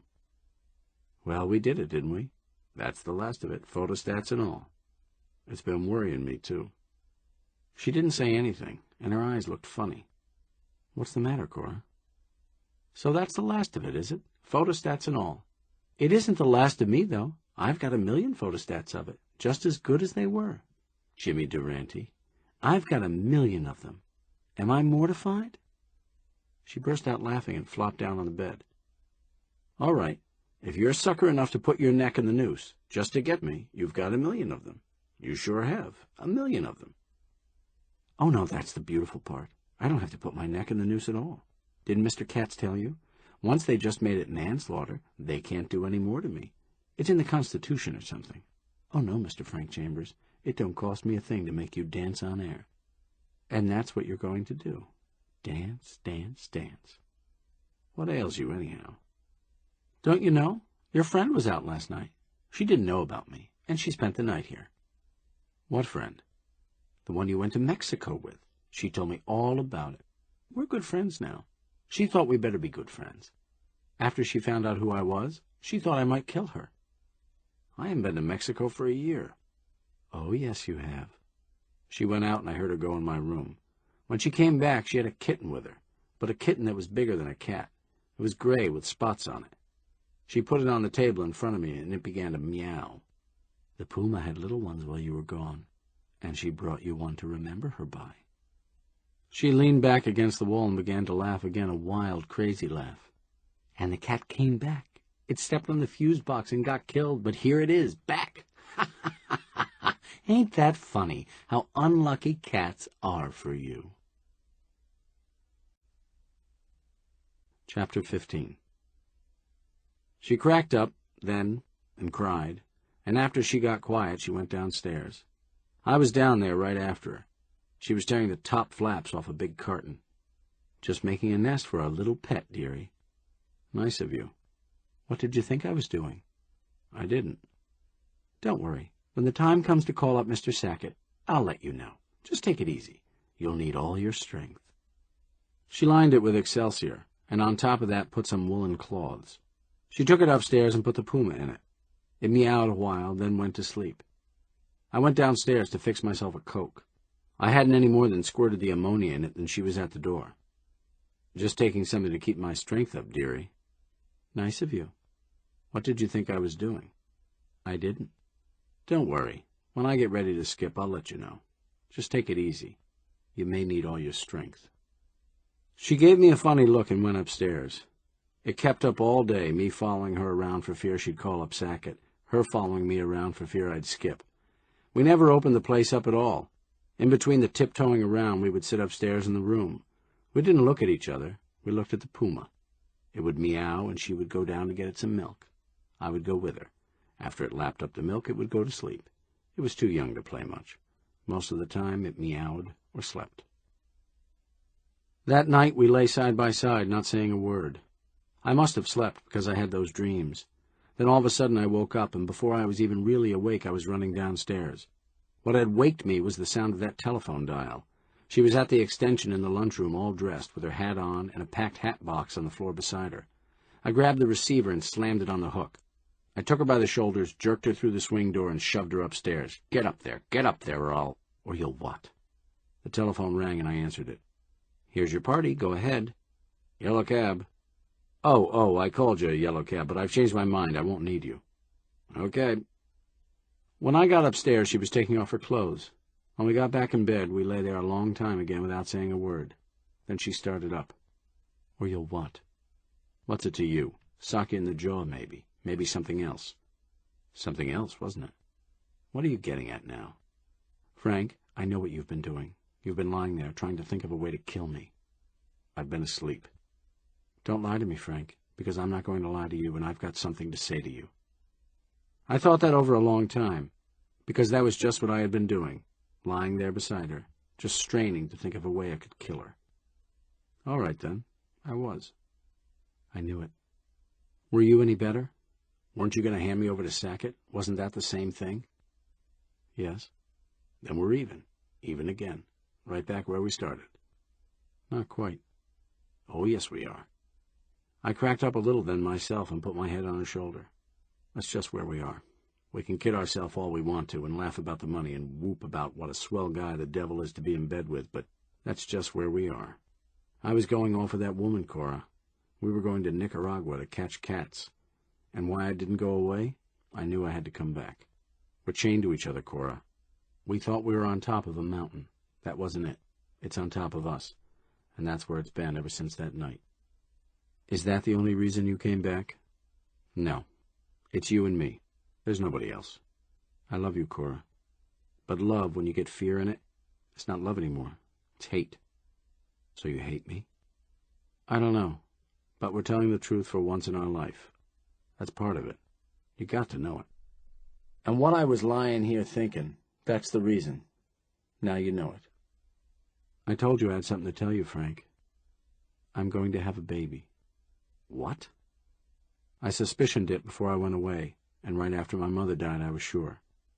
The hell you say. The hell you say. Come here. Give me a kiss. No, please. I've got to tell you about it. Haven't you told it? Not what I mean. Now listen to me, Frank. All that time I was out there, waiting for the funeral to be over, I thought about it, what it would mean to us, because we took a life, didn't we? And now we're going to give one back. That's right. It was all mixed up, what I thought.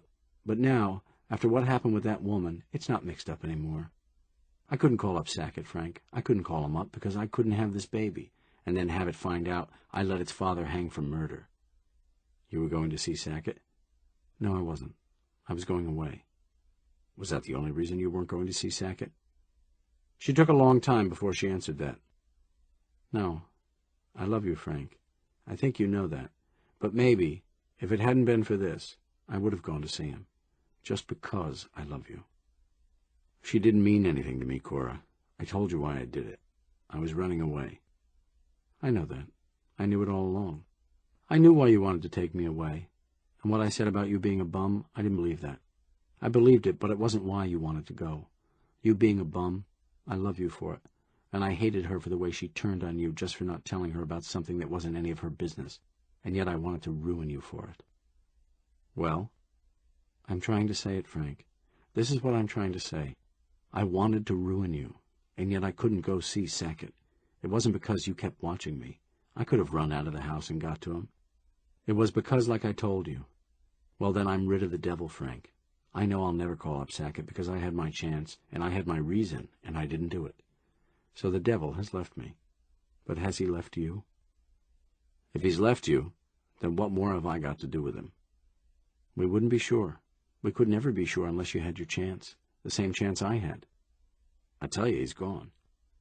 While you were thinking about a way to kill me, Frank, I was thinking the same thing, of a way you could kill me. You can kill me swimming.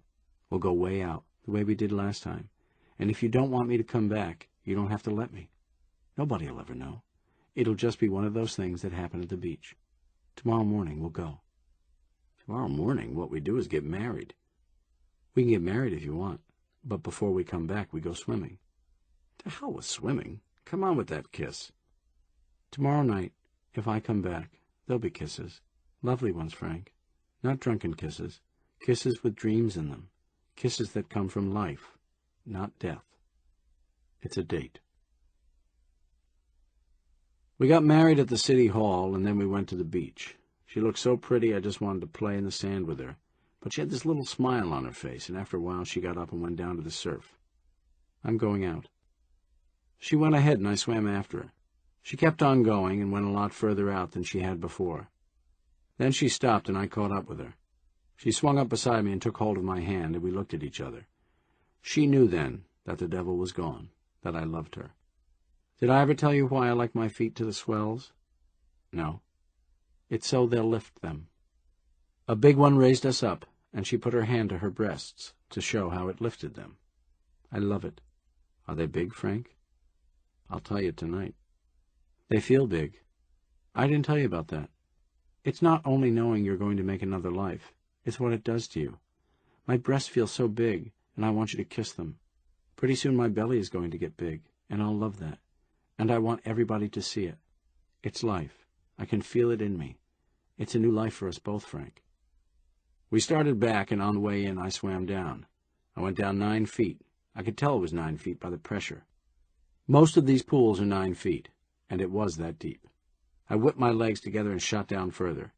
It drove in on my ears so I thought they would pop, but I didn't have to come up. The pressure on your lungs drives the oxygen in your blood, so for a few seconds you don't think about breath.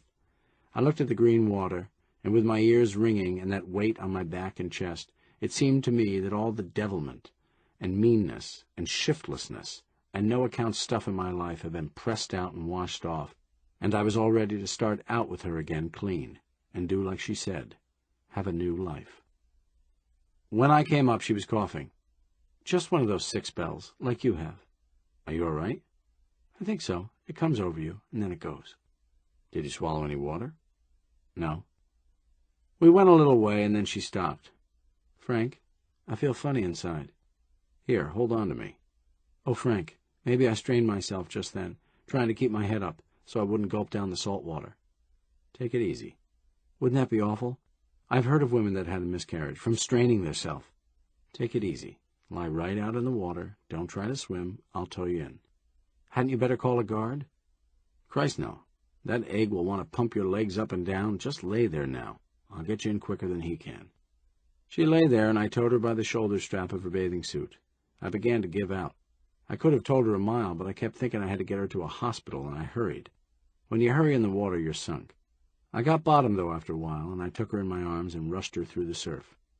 Don't move. Let me do it. I won't. I ran with her up to the place where our sweaters were and set her down. I got the car key out of mine and wrapped both of them around her and carried her up to the car. It was up beside the road, and I had to climb the high bank the road was on above the beach. My legs were so tired I could hardly lift one after the other, but I didn't drop her. I put her in the car, started up, and began burning the road. We had gone in swimming a couple of miles above Santa Monica, and there was a hospital down there. I overtook a big truck. It had a sign on the back, "Sound your horn, the road is yours." I banged on the horn, and it kept right down the middle. I couldn't pass on the left because a whole line of cars was coming toward me. I pulled out to the right and stepped on it. She screamed. I never saw the culvert wall. There was a crash, and everything went black. When I came out of it, I was wedged down beside the wheel, with my back to the front of the car, but I began to moan from the awfulness of what I heard. It was like rain on a tin roof, but that wasn't it. It was her blood, pouring down on the hood, where she went through the windshield. Horns were blowing, and people were jumping out of cars and running to her. I got her up and tried to stop the blood, and in between I was talking to her and crying and kissing her. Those kisses never reached her. She was dead. Chapter 16. They got me for it. Katz took it all this time. The $10,000 he had got for us, and the money we had made, and a deed for the place. He did his best for me, but he was licked from the start. Sackett said I was a mad dog that had to be put out of the way before life would be safe. He had it all figured out. We murdered the Greek to get the money, and then I married her and murdered her so I could have it all myself. When she found out about the Mexican trip, that hurried it up a little, that was all. He had the autopsy report that showed she was going to have a baby, and he said that was part of it. He put Madge on the stand, and she told about the Mexican trip. She didn't want to, but she had to. He even had the Pullman court. It had grown, but it hadn't been taken care of right, so it was mangy and sick-looking and yowled and tried to bite him. It was an awful-looking thing, and it didn't do me any good, believe me. But what really sunk me was the note she wrote before she called up the cab and put in the cash register so I would get it in the morning, and then forgot about it. I never saw it because we didn't open the place before we went swimming, and I never even looked in the cash register. It was the sweetest note in the world, but it had in it about us killing the Greek, and that did the work. They argued about it 3 days, and Katz fought them with every law book in Los Angeles County, but the judge let it in, and that let in all about us murdering the Greek. Sackett said that fixed me up with a motive. That and just being a mad dog. Katz never let me take the stand. What could I say? That I didn't do it because we had just fixed it up, all the trouble we had had over killing the Greek? That would have been swell. The jury was out 5 minutes. The judge said he would give me exactly the same consideration he would show any other mad dog. So I'm in the death house now, writing the last of this, so Father McConnell can look it over and show me the places where maybe it ought to be fixed up a little, for punctuation and all that. If I get a stay, he's to hold on to it and wait for what happens.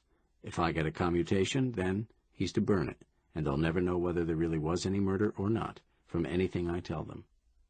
But if they get me, he's to take it and see if he can find somebody to print it. There won't be any stay, and there won't be any commutation. I know that. I never kidded myself. But in this place you hope anyhow, just because you can't help it. I never confessed anything, that's one thing. I heard a guy say they never hang you without you confess. I don't know. Unless Father McConnell crosses me, they'll never know anything from me. Maybe I'll get a stay. I'm getting uptight now, and I've been thinking about Cora. Do you think she knows I didn't do it? After what we said in the water, you would think she would know it. But that's the awful part, when you monkey with murder. Maybe it went through her head when the car hit, that I did it anyhow. That's why I hope I've got another life after this one. Father McConnell says I have, and I want to see her. I want her to know that it was all so, what we said to each other, and that I didn't do it. What did she have that makes me feel that way about her? I don't know. She wanted something, and she tried to get it. She tried all the wrong ways, but she tried. I don't know what made her feel that way about me, because she knew me. She called it on me plenty of times, that I wasn't any good. I never really wanted anything but her, but that's a lot. I guess it's not often that a woman even has that.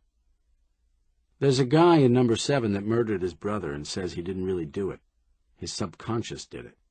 I asked him what that meant, and he says you got 2 selves, one that you know about and the other that you don't know about, because it's subconscious. It shook me up. Did I really do it and not know it? God almighty, I can't believe that. I didn't do it. I loved her so then, I'll tell you, that I would have died for her. To hell with the subconscious. I don't believe it. It's just a lot of hooey that this guy thought up so he could fool the judge. You know what you're doing, and you do it. I didn't do it. I know that. That's what I'm going to tell her, if I ever see her again. I'm up awful tight now. I think they give you dope in the grub so you don't think about it. I try not to think. Whenever I can make it, I'm out there with Cora, with the sky above us and the water around us, talking about how happy we're going to be and how it's going to last forever. I guess I'm over the big river when I'm there with her. That's when it seems real about another life, not with all this stuff how Father McConnell has got it figured out. When I'm with her, I believe it. When I start to figure, it all goes bluey. No stay. Here they come. Father McConnell says prayers help. If you've got this far, send one up for me and Cora, and make it that we're together, wherever it is.